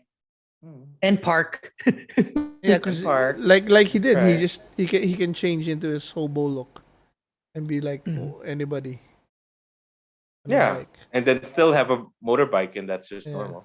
Yeah, because if you drive that even if you're in a propulsion hobo, jet engine car, it's suspect. you're Batman. So they capture the penguin. They question him, and Penguin tells them, it's wrong. It's not. You are La Rata. You are El Rata Alada. uh, Alada. Alada. It's wrong because it should be you El are it'd La be Rata. Larata. Yeah, because it's no hablo español, huh? Huh? The world's greatest detectives right here. I love how he even bounded everything after everything he's done. He's still his mouth is still running its piece. So Colin Farrell. Yeah. they realized that it's URL Rata URL. Galing. So it's a I love it. website. So he types rataalada.com, and that's where he found the next clue. Brilliant. That was just brilliant. I was impressed, but I was like, world's greatest detective, really? Like, okay. Yeah, I know, right? Try mo nga, Chubax, maybe you Meron, could meron. search it. It We'll check works. that It out. works. Meron? They we'll talk about it after, but they did it. So it was like a time gated thing, so you can get more deleted scenes and other Oh, clues. that's To awesome. Yeah. That's awesome. So they figured out it wasn't Penguin who was the informant. So Batman and Gordon follows the Riddler's trail and finds themselves in the ruins of an orphanage owned by the Waynes, Thomas and Martha Wayne, his parents. So they learned that the Riddler was a resident in this orphanage and seems to have a grudge against the Wayne family because of the promises that were not kept and how they were all abandoned. As they arrive in the orphanage, they saw a figure pass through. When they followed it, open the room, they see a room full of droppies, drop heads, housing themselves in this or abandoned orphanage, and they hear a video being played, and there's a big sign. Starts here. So they enter there. They see a video of the old news clip where Thomas Wayne was promising the funds available to help Gotham improve. So, okay, so where was I? There. Yeah, and he has a grudge against the Wayne family. Bruce's butler, I mean Alfred Pennyworth, he realizes that he receives a package na ba agad yun? Oo, Package diba? set for Supposed to be Bruce. for Bruce, but Supposedly Because he for saw the Bruce. sign, the sign, sins of the father. To be Yes, visited the upon sins of the yeah. father. So he knew that That's right. Bruce was the target. So he starts calling the house. No one picks up. He's like, Alfred, hurry, But even prior to that, he was showing some attitude towards Alfred already. So I like how that played out. He was like, emo bro, yeah, emo boy talaga si Bruce. yeah, he is. He is like, where's your cufflinks? I couldn't find mine. Oh, use mine, because you have to keep up We're not away. you have to keep up your image because you're a Wayne. And then he looks at the cufflinks. It's W. Are you a Wayne? And Fuck then you, Alfred Bruce. goes, your father gave those to me. And he's like, oh You shit. walked right into that one. So, I guess there's that remorse that he feels, rushes back, only to find out as he comes to a certain vantage point that his tower is on fire. I love that Alfred scene was again. I love that scene again where he wasn't even close to being close to saving Alfred. It was already an hour ago. yeah, Yeah, an that was hour. It was already that done. was for me one of the cooler subverting your expectations kind of thing. It's like we've never done that. Like it usually it's like I was expecting he was gonna just arrive at As front it door and he'll explodes. see the building explode, but now it's like, oh, sir, it It has already happened an hour ago. Yeah. I love that. Yeah, sad as it is. So Alfred was hospitalized after opening a letter bomb addressed to Bruce. The Riddler then leaks evidence on Thomas Wayne on how he hired Falcone to kill a journalist, a reporter, for threatening to reveal some embarrassing details about his wife Martha. So his wife Martha was actually an Arkham. Dude, I didn't even know that in comics. I didn't realize that. Oh yeah, So that Arkham was and just recent. Wayne. Okay. So Arkham and Wayne were like the main families in Gotham. And So- also I don't know if that was the first time, but one of the Telltale games, Batman, that's where they introduced that the twist where Batman in that game, Batman found out that Thomas Wayne was working with, I think, Falcone Ooh. in the game. So he was like, at first I thought while playing the game it was like red herring that it would be cleared up by the end. But no, when he confronted Alfred, it's like Alfred knew about it. So it's like one of the secrets, the Waynes.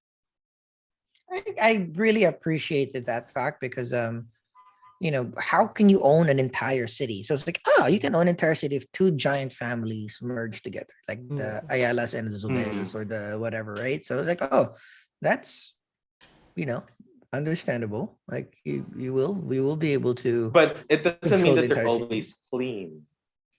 I guess that was The how point. Bruce was the solution. Because he looked up Yes. to his father so much. But He was an also upstanding person, philanthropist, right? as a, I think a psychiatrist would have a field day on this because his grandma on his mom's side killed the dad and killed herself, I think, right? Mhm. Mhm. And then his mom was in and out of Mental Arkham illness. mental hospital. illness, and Yeah. then Bruce is like going out as dressed as a bat. So it's like, But okay, I mean, exactly. I mean, it's also factual. Like now you're getting more and more kind of you find more and more reasons why this is plausible. Yes.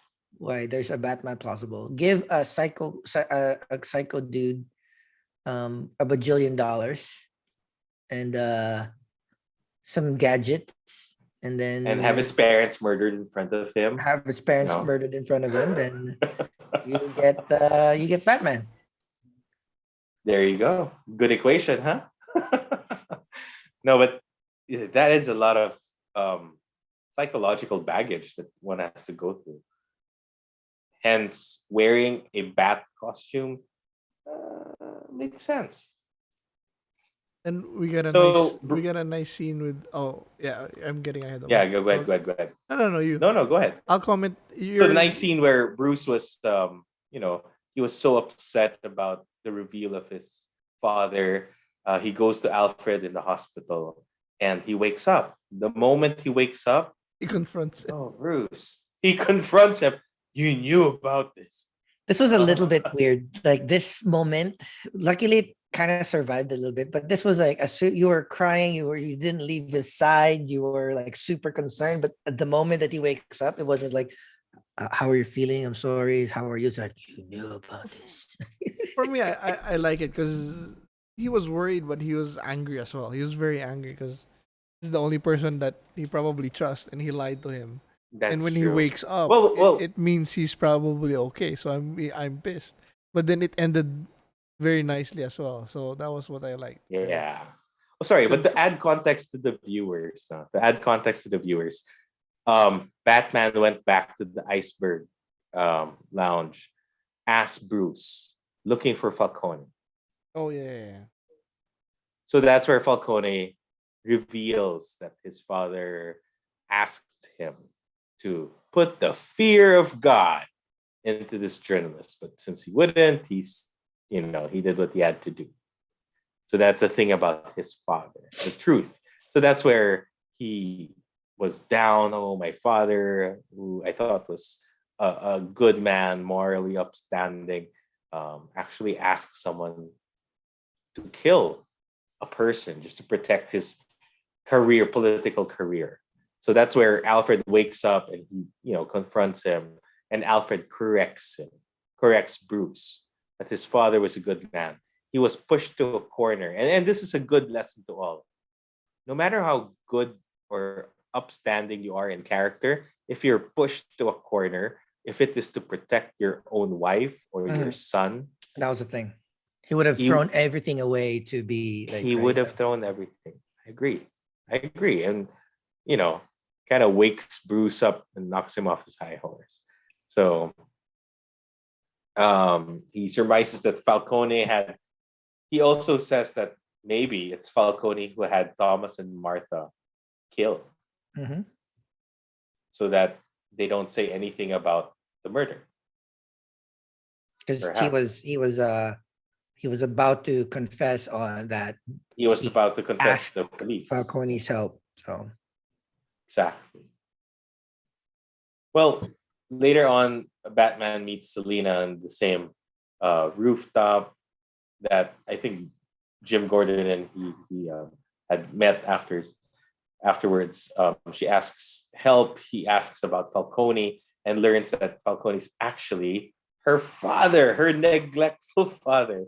that was that's a cute twist. I've Yeah. never I don't I personally have not read a comic where Catwoman. I think it's been alluded to in either Long Halloween or the sequel. Yeah. So I like this. Like I kind of Oh. enjoyed this because like why would you I just don't have remember the specific details, but yeah, read the story where it kind of was alluded to.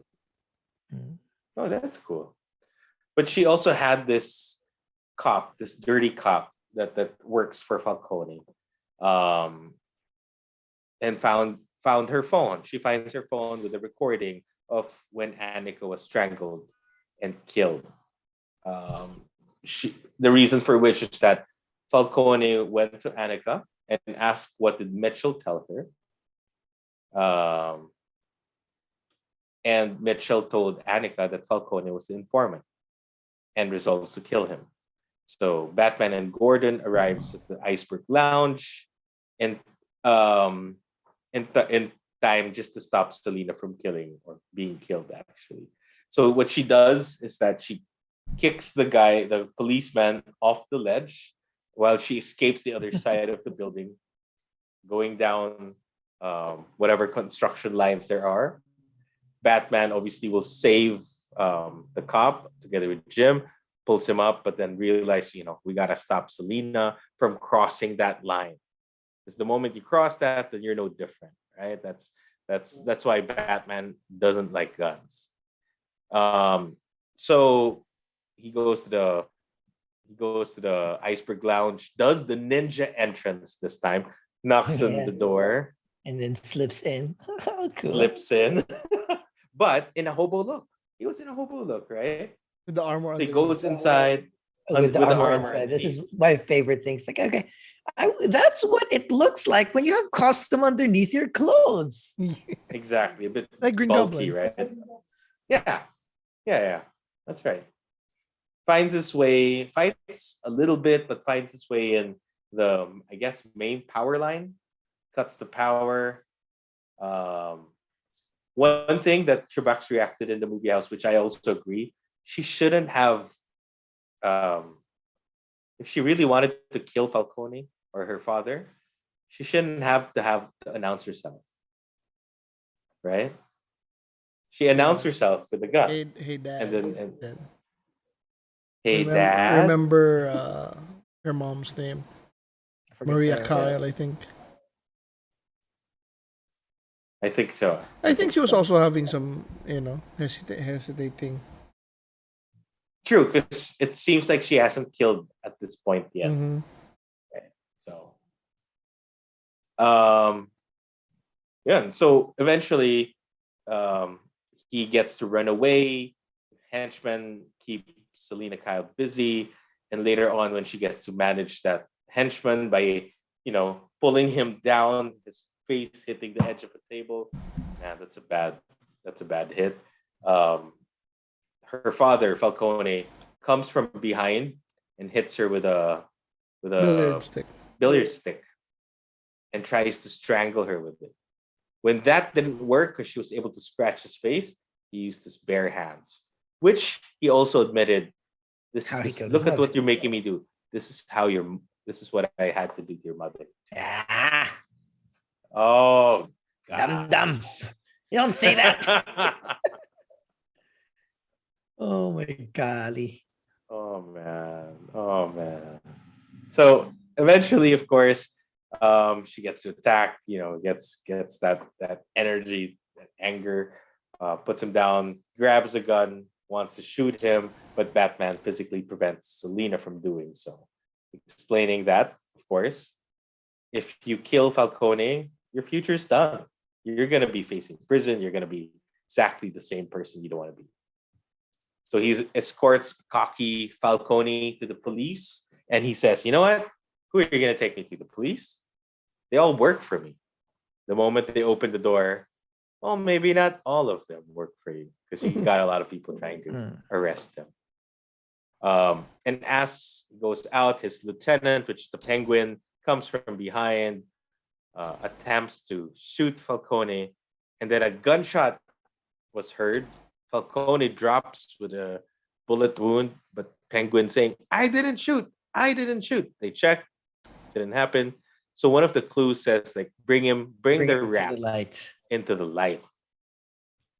And Batman looks around, he sees the light, looks at the corner, and finds an apartment with a man, shadow figure with a sniper rifle. So he does. Everyone runs to the apartment. Batman uses his grappling hook, finds himself in a very, I don't know. It shows you how rough his skills were still, because he used this grappling hook, and then he bashes into the window in a very extremely painful manner. Um, diba? It wasn't the smooth Batman, in the window kind of thing. It was like he smashes into the window, rolls down to the floor, uh, breaks the door, finds the entire setup of the Riddler, and then after a few minutes, he sees that Riddler got out of the window. The police come after, like, good 5 minutes after, I would say. No, I love that scene. No, Still it's good just like time. like a minute or like a minute or two later, because as he gets in, he looks around. No Riddler. Looks at the window. That's true. Window one. Then when he gets to No, he looks at window two, and then when he looks at window two, that's when the police the, come in, and it's just that's him. true. In fairness, I the like cops were there fast. Yeah, I Mhm. like The how cops were fast. It's really across the street. No, No, but yeah, but I like that I'm just saying. he was already there. Like that's the cops were fast, but Batman was already like, nobody's here, assholes. You're too late. Hmm. I was late, so you're even later. But then they heard an informant, someone seeing, oh, someone's running, came down the fire escape, ran here. So the cops started grouping, finds themselves at the coffee shop, which is what you see on the trailer. Um, This I love the subversion here for the trailer, because from the trailer it looked like this was gonna be the start of the movie, and we were gonna get like a Yes. Hannibal Lecter type, Mhm. where he I keeps thought so talking to too. the Riddler in prison, because I didn't think they would show something at the end in the trailer, that big part, that big scene. So that was cool.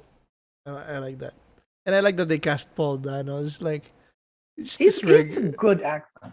but yeah, but his looks is just like this typical accountant He- guy you'd see in the office. Yes. Yeah, we somewhere. we skipped it a little bit, but when they were investigating Riddler's apartment and they saw that video about to his 500 Twitch followers asking to like and subscribe and donate bits. I fucking love that. That was so But cool. also without the modulation, because like he had that voice modulator whenever he had the mask, so it sounded menacing. But in that video, it's like, oh, thank you guys. Hi guys, thanks for Yeah. like subscribe. Guys, That's so we're cool. not done yet. It's like, oh shit, that's so cool. That's so cool. No, and well, I think you're going further ahead, but because that I think happens after the arrest. So going Oh yeah, back, yeah. Oh, sorry. Yeah. Yeah. It does. It does. After- 'Cause so they have to go I'll- back for. after the arrest, they do the investigation of the crime scene, and I'm getting 7 vibes, which is anything. Mhm. Anything with Yes. 7 vibes is amazing. So the scene with the notebooks, all the letters, it's so good. It's amazing. Yeah, And, it's just how plain he looked. I just super like that. So, and so later, his name, Riddler, was found as Edward Nashton. So it's not Edward Nigma. So Edward Nashton. there were 2 IDs, Um, right? Plenty Yeah, of there were 2 different IDs. names. Both had different names, but they I think the ID'd other one him had the as Nigma. Edward Nashton. I think the other one had the Nigma. I'm not sure Oh. though. I have to check. I have to check. Let me check. I'll And he check was it. incarcerated in Arkham State Hospital. So as a neglected orphan, he was envious of the sympathy that. So they go back to the scene, to his apartment. That's where they see the video, the Twitch video of all the likes, and thank you for giving me the advice of how to make a bomb. Thank you for crazy guy, right? So he gets a call that Riddler's looking for Batman. He goes to Arkham, and then that's where Edward reveals he talks to Batman and says how no one would pay him attention, no one would mind him. Um, so he was so envious of the sympathy of Bruce Wayne, and actually thought that, oh my gosh, he knows that Bruce Wayne is Batman. That was it was a little I was weird, like, but it got there. It I was got like, there. It's like I was like, shit, he knows, Bruce you know, Wayne. Bruce Wayne. Wayne. So what? The camera was on, right? So that means the guy listening heard that. Yeah, I heard, but also in the end, he said like it's not Bruce. Like he's not saying Batman is Bruce Wayne. He's saying Yeah, that Bruce Wayne is the only one that he wasn't able to kill in his yes, target list. So in the yeah, end, it kind of like you didn't know. So yes. So he was just From the one envious of. listening, wouldn't understand that he's saying Batman is Bruce Wayne. no, it's like well, maybe if he didn't stop, but he continued in saying like Bruce Wayne is the only one that escaped us. Escaped us. What do you mean us? Because we work together. We see what That was the we were able to that was a accomplish. twist that I liked. He used Batman. I know, right? That was so amazing. I'm the But mind. then it I'm not shows, physical. but you are. You're that, and my strength is here. So he kind of set it all up, and in a way that Batman would be able to solve it. So it shows that he idolizes Batman because Batman targets the corrupt, and he wants to He was partner up with inspired. him more. He was inspired. Yeah. But of course, Batman rejects him. Freaking psycho, right? So, and I love this scene where what's the name of the actor of Riddler? Paul, Paul Paul Dano. Dano. Paul Dano. When he was rejected, oh, Yeah, this is not how it's supposed to happen. he's having a nervous This is breakdown, not how I planned it. I which is love that looks so acting. realistic. Amazing. So Yeah. that I was uncomfortable, but I think that was the That was the the point. feeling that they wanted. Exactly. Yes. So it's not acting. It's like, oh, all right, I like it. I like it. So it's good. I mean, Paul Dano, he's weird. I'm glad that we got him. Yeah. and he fit the role perfectly. It's a psycho guy, right? And Mhm. this is what it is. And not psycho in the glamorous Joker kind of psycho, like No, literally need medication disturbed. psychiatrist type. Yeah. Yeah, very disturbed. So he starts ranting to Batman and realizes that, oh, you still haven't found it. Oh, I probably gave you too much credit because he still had one more thing planned. So Batman had to figure it out. Crap, there's still something else, right? But I like how creepy it is. What is it? What do you have? What? And he starts singing. And then he starts singing, Ave Maria.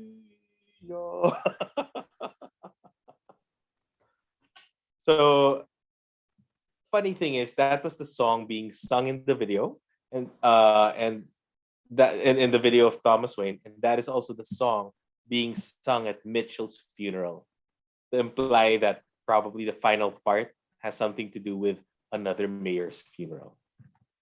So, yeah, what have you done? So, searching the apartment, Batman was aided by the cop who initially found him freak. You freak. So, Martinez. goes, yeah, he goes through the evidence and then looks at the first murder weapon, and Martinez was able to say, "Oh, that's a carpet laying tool." And then Batman's, "Oh, because my uncle installs carpets." So that's where he kind of use that tool to lift the carpet in the Riddler's apartment, revealing yet another plan with The some giant blinking lights. map. As well. Giant map, exactly, of what was going to happen. So that was the master plan, right? So um, Batman cuts open the rug at the apartment, discovers the map drawn on the floor underneath. That Nashton has stationed car bombs around Gotham, especially even by the dam. Knows because the plan was to blow up the No, dam. and Water comes in. it had the password for the last video that was gonna upload, Oh so they were yeah, able to watch it and see the plan was to have all of them shoot up Gotham Square. hands. He was gonna draw the people to Gotham Square, and then again, that's right. The plan was like, all right, it's gonna That's be there. Enjoy. What was the password again? It was a sentence. Like read real change or read the change or something with the change. Yeah, something like that. So they opened the video, which was encrypted, and he sees that the plan was to have all the other Psycho fans um, raise hell when everyone's in that one area. So, okay, so the plan was to assassinate the mayor-elect Belariel and, of course, cause more havoc. The bombs destroy the breakwaters around Gotham. It starts to flood the city. A shelter is set up in an indoor arena where Nashton's followers non-fatally shoot the mayor, Real, but were stopped by Batman and Selina. Well, Batman first, so Batman goes there, does all his, gets a lot of shots in, meaning the enemies get to shoot Batman a lot, and then he just, shoves them off, so they start dangling from their Safety harness. hooks, their safety harnesses. So Batman still refuses to kill, despite the fact that he's being shot left, right, center. Um, I also love how and then, his reliance on his armor backfired on him with the shotgun. Yeah. oh, dude, that sucked. Yeah. So this one of the Riddlers, one of the enemies, right, gets to shoot Batman with a shotgun at close range, and probably felt like an entire car ramming into.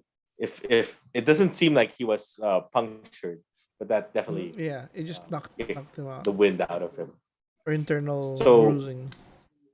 for sure, Selena comes and kicks the guy, kisses Batman, but then later gets dragged by the same guy. But when he tries to save Selena, because he kind of has feelings for her, he couldn't because he's still out of it. I think he takes some.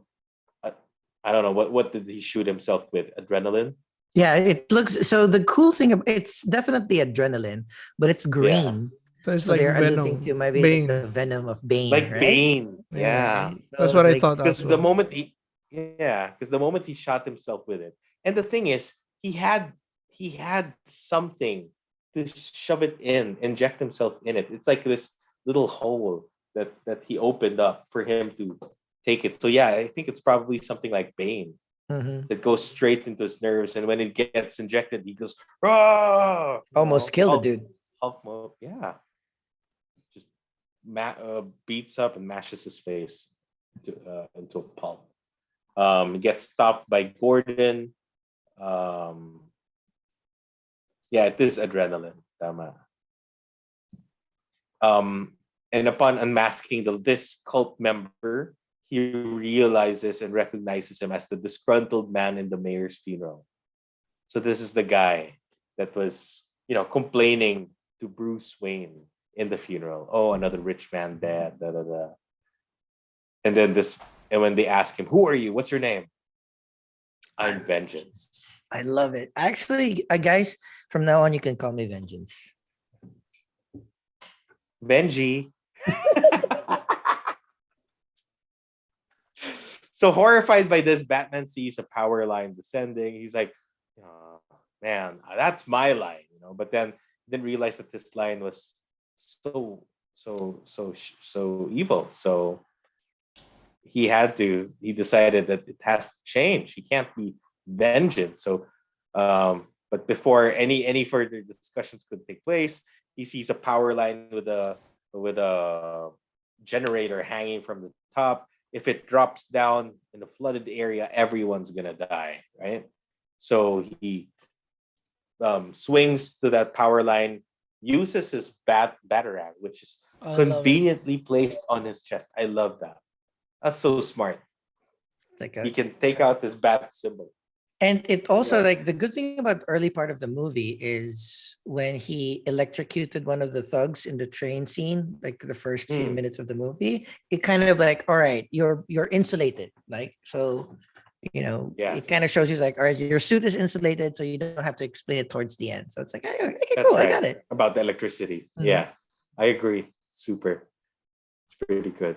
So he saves them from being electrocuted. And then I love the scene where he drops down into the water, pulls out the stick, comes out to be a flare at the slow start. It's not like pulls out a stick and then lights it, and then there's like wildfire right there. It's like you Takes see it time. slow start. There's like smoke. And I was then even sparks thinking at first. fail. Yeah, I like how real that was. And he tries to save the mayor, but the mayor couldn't trust him. The one who trusted Batman first was the kid. The kid. Because the kid trusted him, everyone started trusting Batman, and he leads them out. And I love that scene. It's dark, and you see that red flare light. They're in the water in this post-apocalyptic scene, and you've got people following the Batman in front. Dude, such a cinematic look, amazing. It's like an artwork. Yeah. Matt Reeves Um, really like he sent out uh, instructions on how cinemas should light their theaters so that it will really because it's very hard to have blacks in cinemas. So they wanted to make sure that hey, the ambient light and everything is toned down perfectly so that you can really enjoy like the blacks and the reds and the oranges and the browns Oh, of this and, movie. and the funny symbolism that you of mentioned. Yeah. Batman leading them using light, about with being hope. Yeah, So that was in cool. the shadow. Because he's used to be, when he was Yeah. vengeance, he's in the shadows, right? Now he's the light. Because he says, I cannot be vengeance. I have to be hope. So that's why he started helping people. And you see the SWAT team and all the rescue team working hand in hand with Batman saving people. You see how dirty his suit is. He's full of dust and gunk. And you can show that he's just been working nonstop saving people. Pretty awesome. But funny that you mentioned about cinemas having to have a certain ambiance, Jong. Because I'm sorry if anyone from SM Cinemas Podium or Directors Club, one of the lights on in the cinema was defective, so it kept turning on and off, and the light was flashing straight at the screen, so causing unnecessary shadows. Boo. Chubax and I were super Boo. disappointed, and Boo. it took a while for me to realize where the light was coming from. Yeah, There were only a I few kept people in talking the at the cinema. back. Yeah, I Chubax thought it was stood from the up, went to the back. projector. Yung pala it was from the front. Yeah. Boo, was boo. really We bad. will So unleash the entire weight of our 2100 subscribers onto Podium and SM Cinemas. but you know what? We love the cinema. Don't get me wrong, but it's just that please check your equipment. If it's defective, it can ruin a cinematic experience for your viewers. So we will still watch there again because it's convenient and we like the space, and price was a good point. So more of our uh, romance dates will happen there, but Boo, please. unsubscribe. No, not allowed. No more. Yeah, our movie reviews won't be so late nights. It's probably a week. Yeah, exactly.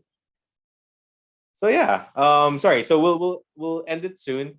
So decides that he wants to be Hope. Um, he meets with Selena. Selena asks him to go with her. Move upstate and start do something crazy. Uh, Gotham's never gonna change. For him, he has to keep trying. She goes, this is not going to change. With Falcone gone, someone's going to take charge. And then the scene is shown on Colin Farrell, Penguin, contemplating on seizing power with the Falcone's death. And then he says that I still have to try. So they part ways, sad as it is. Selena going They to ride their bike Bloodhaven. together. Oh. Yeah, she's going to Bloodhaven. Yeah, she's gonna. So they ride their bike side by side, and then it comes to a point. Catwoman goes left, Batman goes right, but he still looks at his rear view mirror or his side mirror to look at her from the back. But then, with her leaving, probably goes, you know what? Maybe it's best for her. I'm gonna clean up this town. Then continues. Before that, we get It the continues. Arkham scene. Yeah, Arkham scene where Riddler was, crying over his failed plan, and then you have a friend who voices out that, it's gonna be okay. Watch out for the comeback. Such a good friend. I love He it. even gives him a riddle. So riddle me this. What when you have less of this, the more you value it. A friend. A friend. A So friend. it is a friend. Starts his iconic laugh. So you kind of know that the Joker is coming, hopefully. But I don't think there is a next movie secured yet, though, right? Both No, there's two, three two movies na. secured. Yeah. Yeah. Two na. There's 3 movies, and The next two that's are the thing. confirmed. yeah, Nice. of course, like it's weird because like before the movie started, when we were watching the trailers, Barry Keoghan, he was in Eternals as well. He was listed as one of the actors. I loved him. He's a really good actor. I loved him in love Eternals.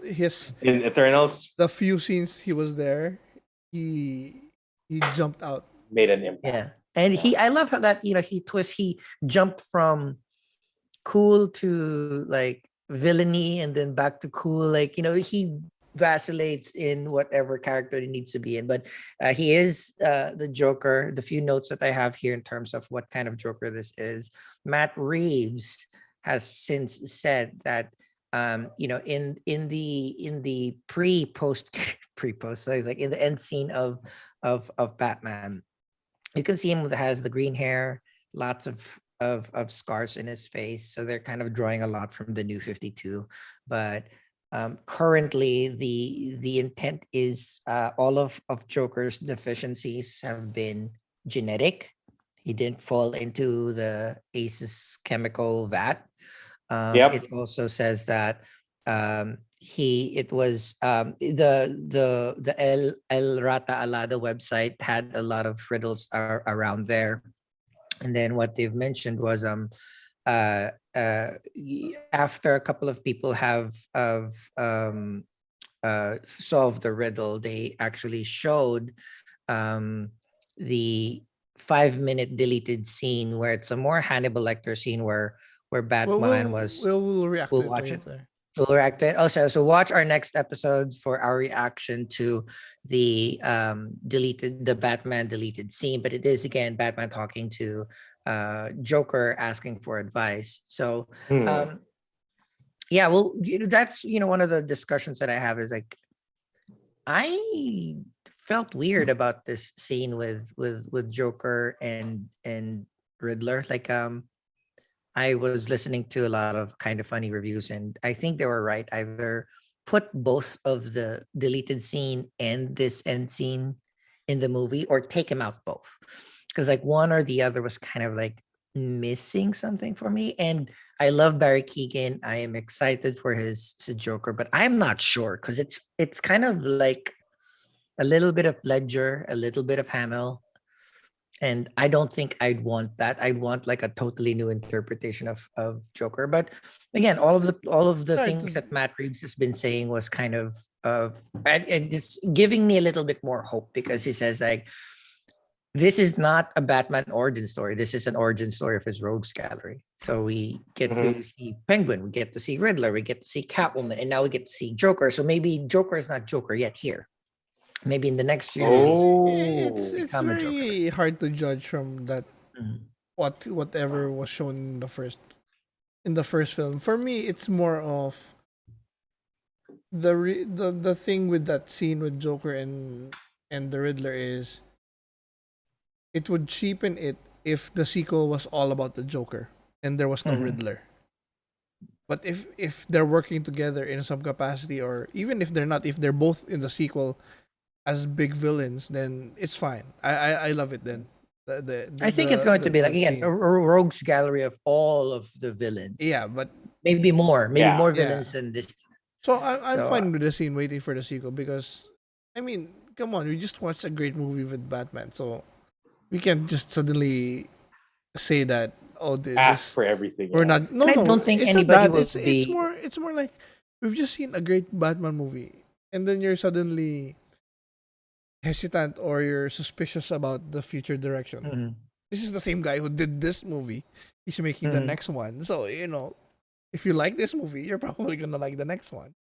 So you know, Yeah. No, I mean, again, the idea here is just so far, like we've known trilogies before, and the thing with these things is you want to step up. Like even Nolan kind of faltered a bit with Dark Knight Rises, and this is the first time where we are all apprehensive about what type of Joker who will take the mantle. Like he needs a very, very strong character with the history of, that's the problem with Ledger. That movie was kind of solidified to be the perfect Batman movie, perfect Batman, perfect villain, perfect Joker, super surprising. So everybody will start comparing Barry Koenig to whatever all of the other Batman villains. So far, I'm not I'm not jumping out of my seats yet. I'm not like, oh, let's go. But that's actually good.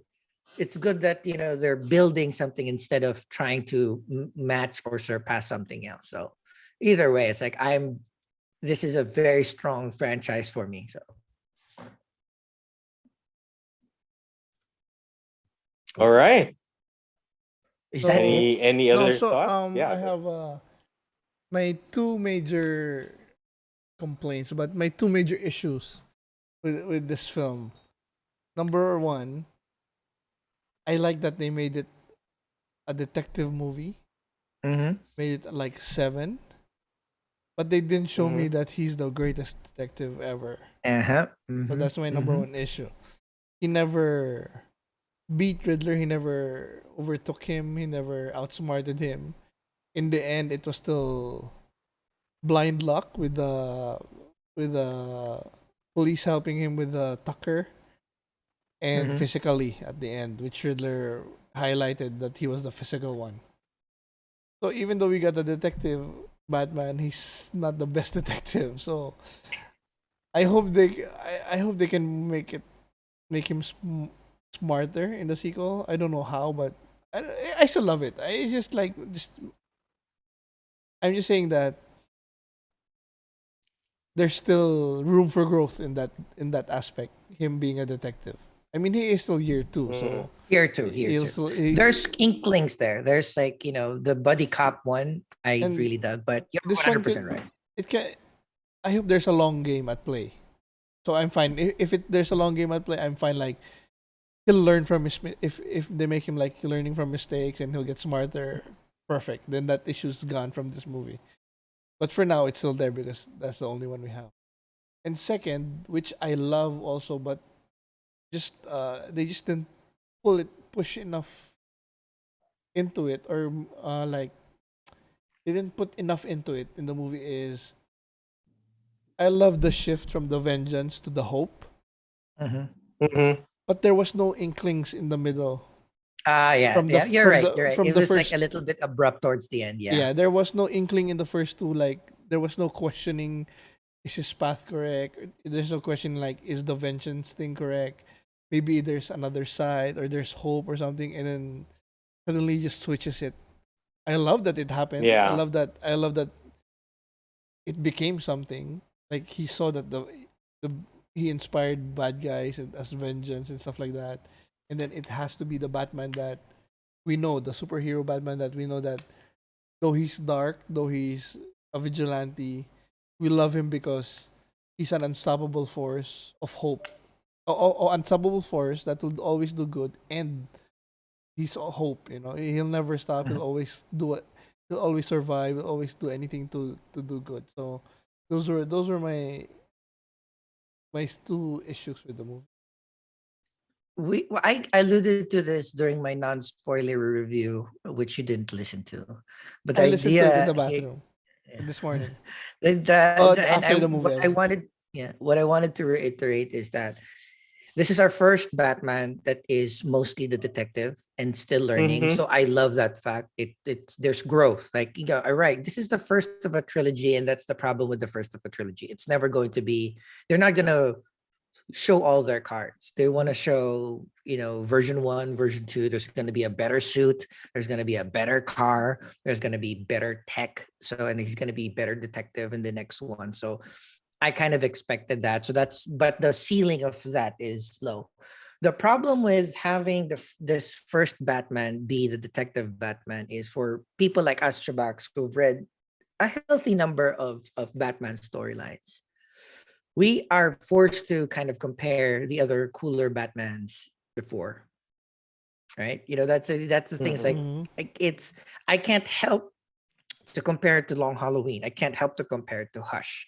I can't help to compare it to all of the Batmans, even just like the animated ones where, my favorite one is like the Justice League against Darkseid, where he fucking stole um Green Lantern's ring out of his finger and deduced what it was and how it was activated in a span of 5 seconds. I can't, and that Batman All-Star where he painted the entire room yellow and beat the shit out of Green Lantern because he kind Mm-hmm. of understood like the weakness and the opposites of it. So that's kind of where the comics has such a longer history of these detective ones, that kind of not necessarily sour but limited the maximum potential of this movie.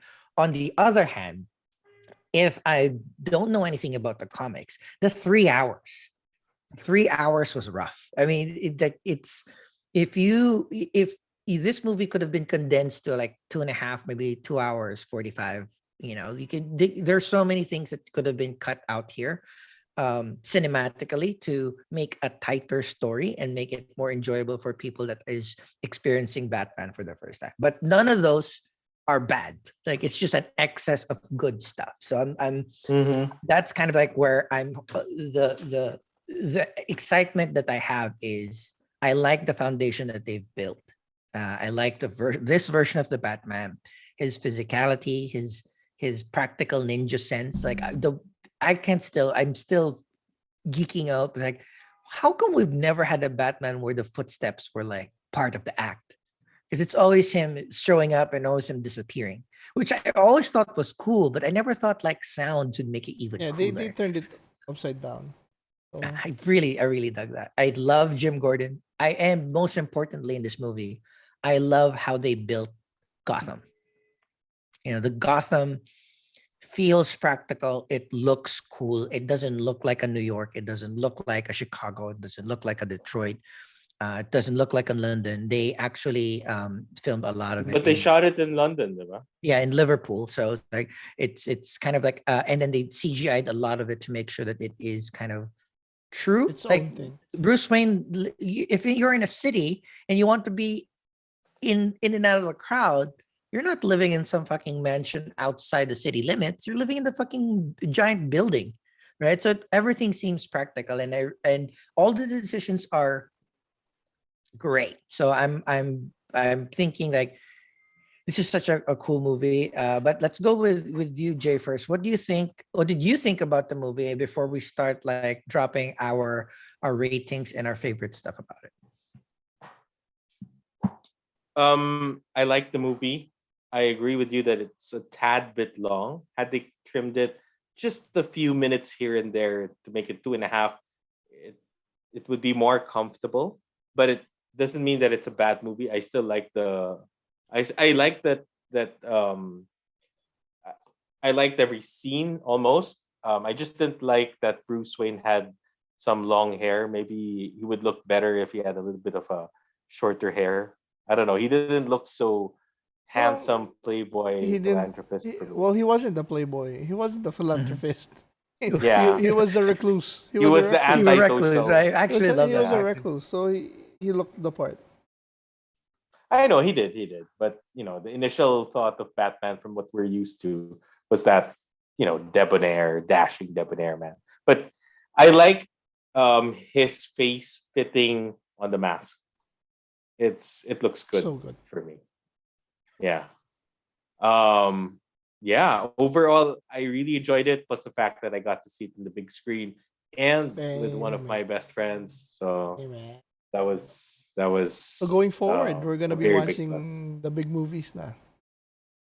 Oh yeah, man, Together. for sure. Fuck you. No, Yeah. no. Making an executive decision. Nobody's watching with anybody. Everybody needs to watch individually by themselves. Separate cinemas. All right, we're running a bit long, but this is one of the best movies, and Mhm. we want to close out this episode by doing some awards for the Batman. For sure. So let's start with the movie's MVP first. Chubax, who do you think was this movie's MVP? Oh, Robert Pattinson, Okay. definitely. Yes. No, Okay. no, Robert Pattinson. yeah, no Yeah. worries about that. I know qualms about I that. yeah, I Mm. I agree. I think he is a stellar Batman. I think um the character wise, I like how this is established. But of course, favorite, super shout out to fucking Zoe Kravitz. This is their chemistry on screen was palpable. Their partnership was like, I hope that every movie Catwoman is there. Me too. For With me, the surprise one is Jim Gordon. Jim Gordon, yeah. Yeah, I It's loved good. him. I loved him. It was so good. Really cool. Anybody want to share their favorite moment in the movie? Oh, So many good ones. ang dami. Pero Yeah. the fight scene with Mhm. where the lights was still all just The hallway scene, firearms, that the hallway which scene. was shot practically too. That's not CGI. They literally used Mhm. the blank explosions from the bullets to light the scene. So that was super cool. That's one of my favorite scenes too.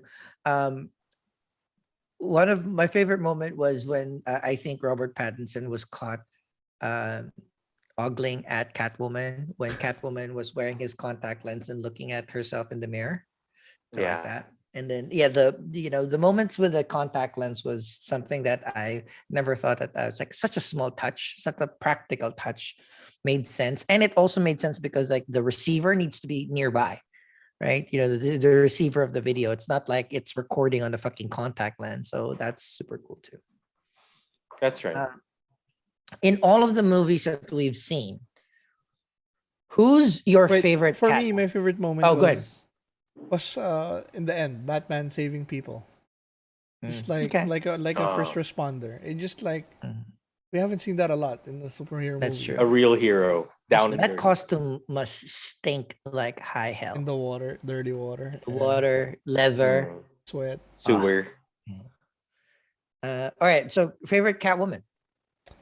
We have Zoe Kravitz, we have Anne Hathaway, we have Halle Berry, we have Michelle Pfeiffer. Michelle Pfeiffer. Michelle Pfeiffer. This is when I was thinking about it. This is rough. This is tough. This really is tough. tough because like I love Zoe Kravitz, but I don't think Michelle Pfeiffer. can Michelle ever be- Pfeiffer. Yeah. I don't know. I still think that she was. I really like. Physically, I really liked Anne Hathaway. Oh yeah, I'd say low She key. was Anne just- Hathaway was a good. was really hot in 90. in Like that I suit. liked her. Yeah, But but yeah, is it so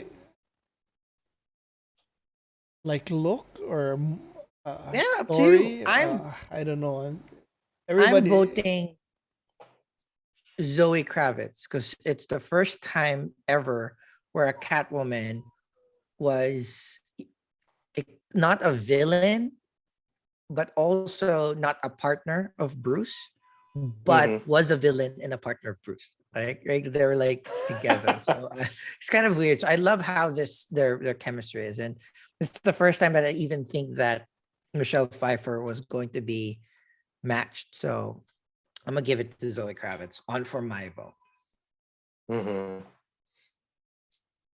Um, Gorgeousness, I would go for Zoe Kravitz.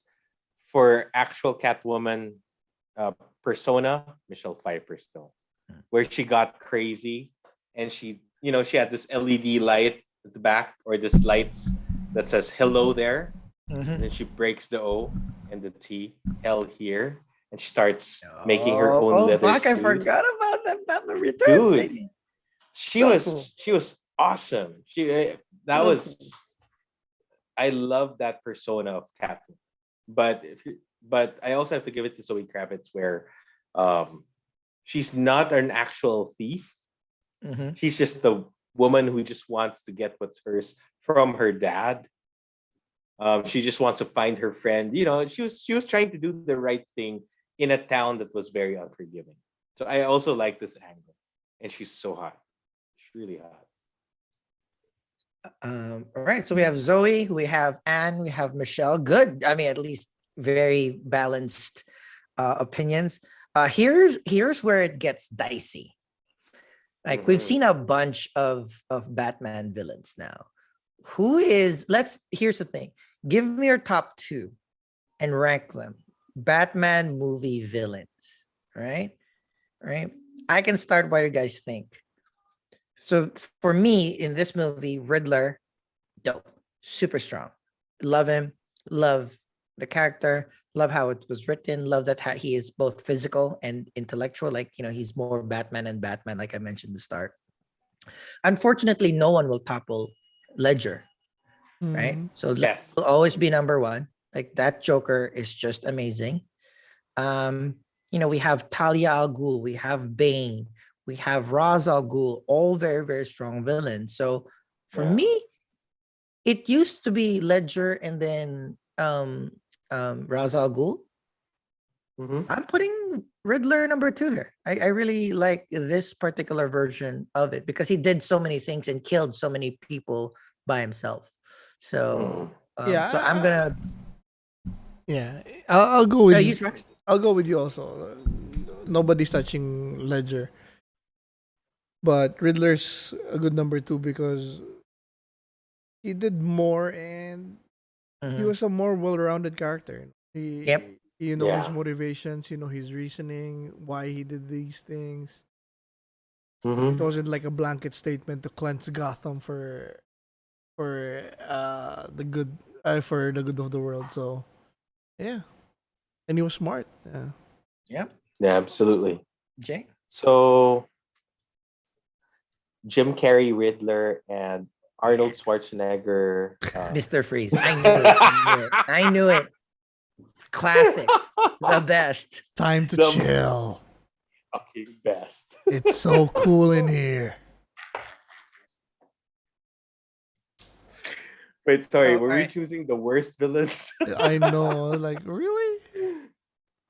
No, but Uh, okay. I agree with you guys. 100%. Heath Ledger. I'm sorry. He's amazing. Just the best Joker. And Riddler here, surprisingly, he's not comedic. He's dark. He's disturbed, and I love this he's rendition of Riddler. unconsciously funny. Like that's the thing with the Twitch stuff. Yeah, I was like but slamming the. It's like fuck. That is so but real. Like thanks for the like. Like don't forget to like and mm, subscribe. It's like holy shit. That is so cool. Ah. but you have to give special mention to Colin Farrell. He Oh my. fantastically pulled Yeah. Penguin amazingly well.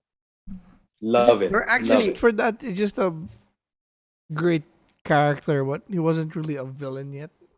a sense. No, I mean, yeah. he was a bad guy. Maybe but the he was- next. He's being maybe set the up. next He's being Batman. set up for sure. As you can see, once now that there's a power vacuum, like he's going to Yeah. be, Mm. you know. Yeah. All right, here we go. This is going to be the tougher part. That's easy. We have a lot of Batman movies. We are going to rank our top 3 Batman movies off the dome, off the top. What is your top 3 Batman movies and rank them? So let's start with you, Jay. Batman movies. Christian Bale ones still number 1 for me. So which Um, one?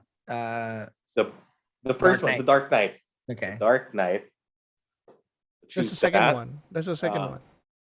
Oh, what was the first one? Batman Begins. Begins. Oh, but where? Okay. We're Batman ranking. Begins. Ra's al Ghul, Liam Neeson, Batman. bad guy. Liam Neeson. Origin story. No, Oh. not. Well, it wasn't bad also, but It was great, but yeah. top 3.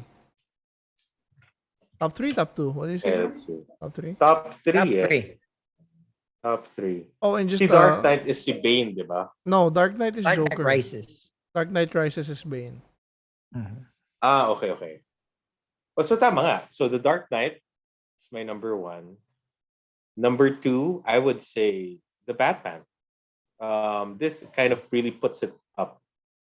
And then number 3 would be Michael Keaton's Batman. Nah, 8 Batman, 89. Chubax, what's your top 3? 89. Oh, for the first one, easy Dark Knight. Nothing. Yep. Nothing still. That still had everything. The tension throughout the movie was just palpable for that. It's Yes. long, but I didn't feel it. This one, 98%, I didn't feel it, but like the car scene. The 3 hours got to you, right? Yeah, Like yeah. that's the thing. It's like I No, was but like, it did. The Dark really Knight need to was pee. the Dark Knight ran long too, like 2.5, I think. It's pretty close to. But I think 2.5 is acceptable. It really, there's this certain length of time that you're like, just can't Yeah. keep still. Yeah. Third No matter how one, comfortable it was. I mean, best favorite. I mean, the 89 Batman is special because it's the first one. Hmm. But It was best, done really well. I'll probably have to go with the Mask of the Phantasm. Yeah, good choice. Oh, The old animated Wow. movie. So Yeah. that. But before we move on, shout out to this movie having no fucking flashbacks.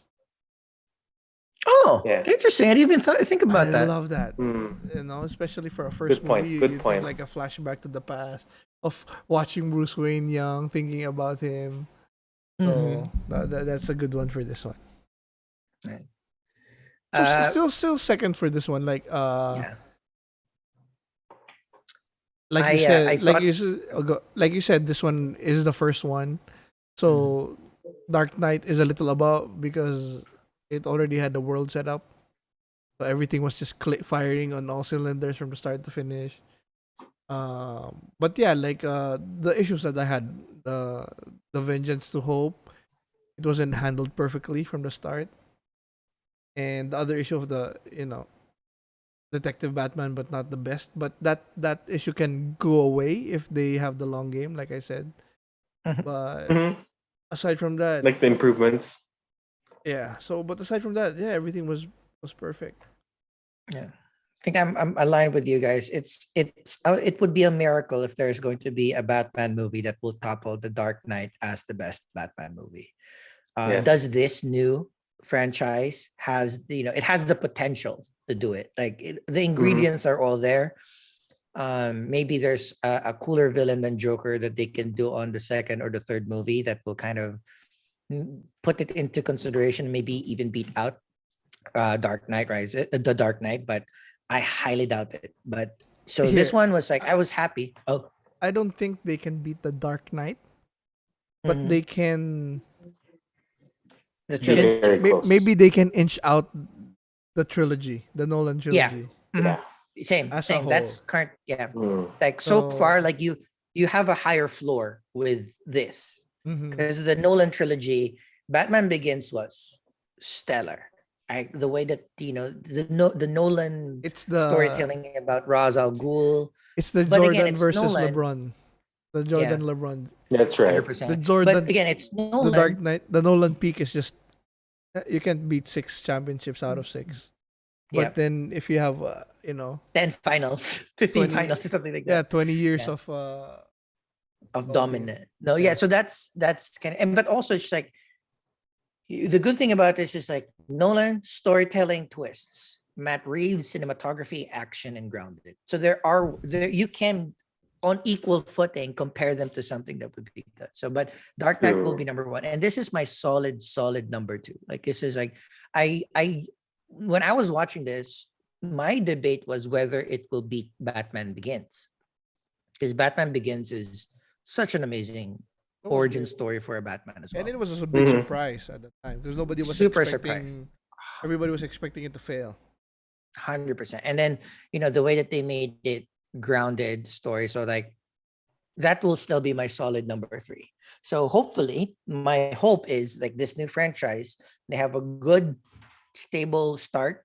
It might drop Mhm. down to like maybe the next movie is even better than this one. And then so the next movie will be number two, and then it will bump the Batman down to number three. So essentially, two out of the three spots is Matt Reeves versus Or Nolan. even like So Nolan.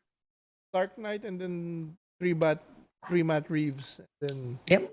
Mhm. Begins and Yeah. Rises. I still love Rises compared to most people, but No, yeah, Rises for me was good. I mean, I there's the thing is like, just like the breaking of the back and surviving real quick and then showing up some with issues, yeah, definitely some some issues. But issues, on but general, big swaths, love Anne Hathaway. yeah. Love Anne Hathaway. Hmm. And Love the Talia. ending was Yeah. That that ending montage with the With the in France or Alfred something, Alfred in Alfred. Oh my France, having god. and This coffee. then we get JGL, JGL. Yeah. yeah, I in the love it. So it's Batcave. great. The All soundtrack, right. fucking Hans Zimmer. The last the last one. This is all right. There's no rankings here. You have to pick one. Who is your favorite Batman now? This is gonna be tough because like you have, our Pat's kind of crushed it, but Christian Bale has three movies on her in this belt. I'm Hmm. not gonna judge if Chubax. I know your favorite is still Batfleck. I'm not gonna judge. I think it's the best suit. It's George But Oh Clooney, no, hands George down. Val before Kilmer. no, seriously, Adam West. before this movie, my favorite Bruce Wayne was Ben Affleck. Bruce Oh, Wayne, not Batman. oh. My 'Cause- favorite suit is Batfleck. no, for me, no. That if you That's put still my favorite suit. if you put Batfleck in the middle of a crime scene surrounded by policemen, he's gonna look Mhm. like a clown. Yeah, well, right in this universe, but in Yes, that universe where you have Superman it and still look. Flash in I don't know. suits, It still looked iffy for me. But yeah, he was that my I love the favorite leather. Bruce Wayne because he just had the flair of the. He was the quintessential billionaire playboy philanthropist. Hmm. Agree. The short scenes that he had as a Bruce. But favorite, like we're talking about the character of Batman, right? Batman. Bruce Batman. Wayne slash Well, Batman. like the Batman is Everybody, this character who embodies Mhm. everything about him.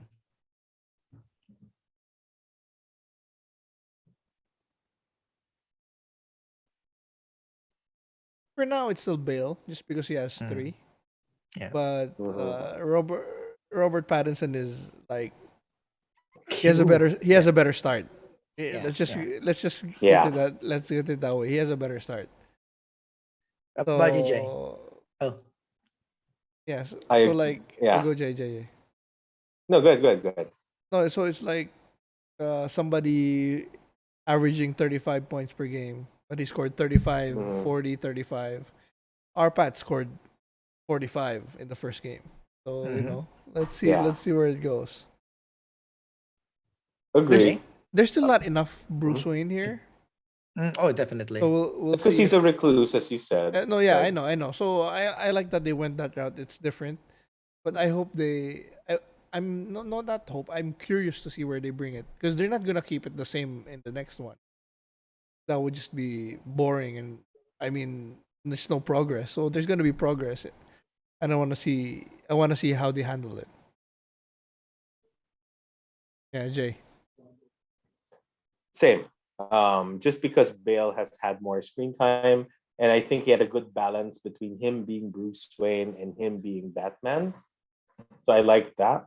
Um, and for Robert Pattinson, this is the first of hopefully many movies that as Batman. So he's a very very close contender, and I like his Batman a lot.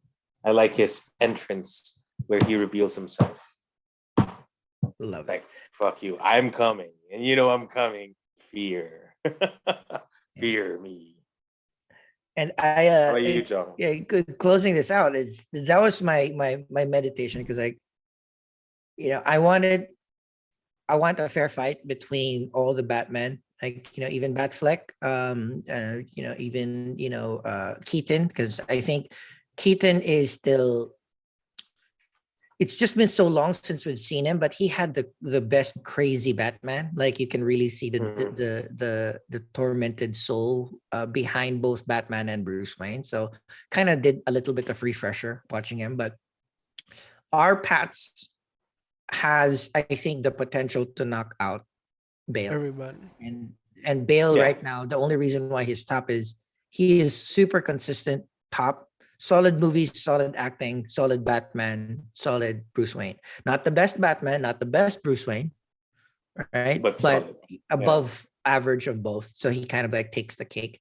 So, but I'm very excited to see the second and third Matt Reeves Batman because I do think maybe a little bit of a better suit, maybe a little bit more Bruce Wayne time, maybe a little bit more interaction with Alfred. Then we can really see the character shine. But right now, it's perfect for this movie because again, it's the movie is the Batman. It's literally just Batman the entire time. So it's like, all right, cool. I'm right, curious so for what they'll name the sequel as well. Yeah, is it just gonna be the Batman 2? Or and also subtitle for sure. What Arpat has with him is everybody wanted Christian Bale to be Bruce. Nobody wanted Robert Pattinson to be not nobody, but a lot of people were like worried, yeah. No, they were like screaming maybe like 75% as much as they were screaming when they cast Heath Ledger as Joker. And he had that same kind of turnaround, not as much vitriol as when they cast Heath, not as high as how Heath nailed it. We were part of that when Ledger was casted. I remember we were talking about we were so disappointed because the other names that were me because I trusted Nolan. I mean I remember having this conversation saying that that the other people that were in the running was Johnny Depp, what's Vision's name, Paul Bettany. Everybody wanted the role, but Nolan picked Ledger. So I was like, 10 things I hate about you, Heath Ledger. Are you fucking kidding me? I know, right? But the first 5 minutes of that movie sold. Like, I mean, no, what sold me was they released a teaser of how he transformed himself to be a Joker. No. It was a teaser, just the audio. Oh, the why so serious? No, the laugh. It was just the laugh, that gum. The maniacal laugh. So all right. That's it. That's it. Finally, let's rate this movie out of 10. Close out the episode. Chubax, how will you rate the Batman in the +63 HP rating rubric scale? A 9 masterpiece. Masterpiece. I'm breaking the rubrics. But it fits. It's a very, very strong 9. Just those some issues and a little long. But I loved it. I loved every second of it. It was so great. Jay? It deserves a it would deserve a 10, but due to some imperfections, its length, Mhm. it falls to a 9, but it's an amazing 9. Don't get me wrong. Fantastic, fantastic 9. We ran this is a straight flash, all nines, because exact same sentiment. If this were trimmed to like 2.5 hours, and if maybe we took out the Joker scene for now, and then I think that would have been it. It would have been perfect for me. Like so small, minor adjustments. But yes, but because of that, it's hard to put a 10 on something. But this is one of those They could things. have put the Joker scene in the end credits. Yeah, if you made that a teaser scene at the post Yeah, credit, that would or have just been. or a month from now, they could have released that as another marketing ploy if they were gonna release The it, because like secret this was gonna be video released trailer. in HBO Yeah. Max in April 40 19th. days. Yeah, right, and soon.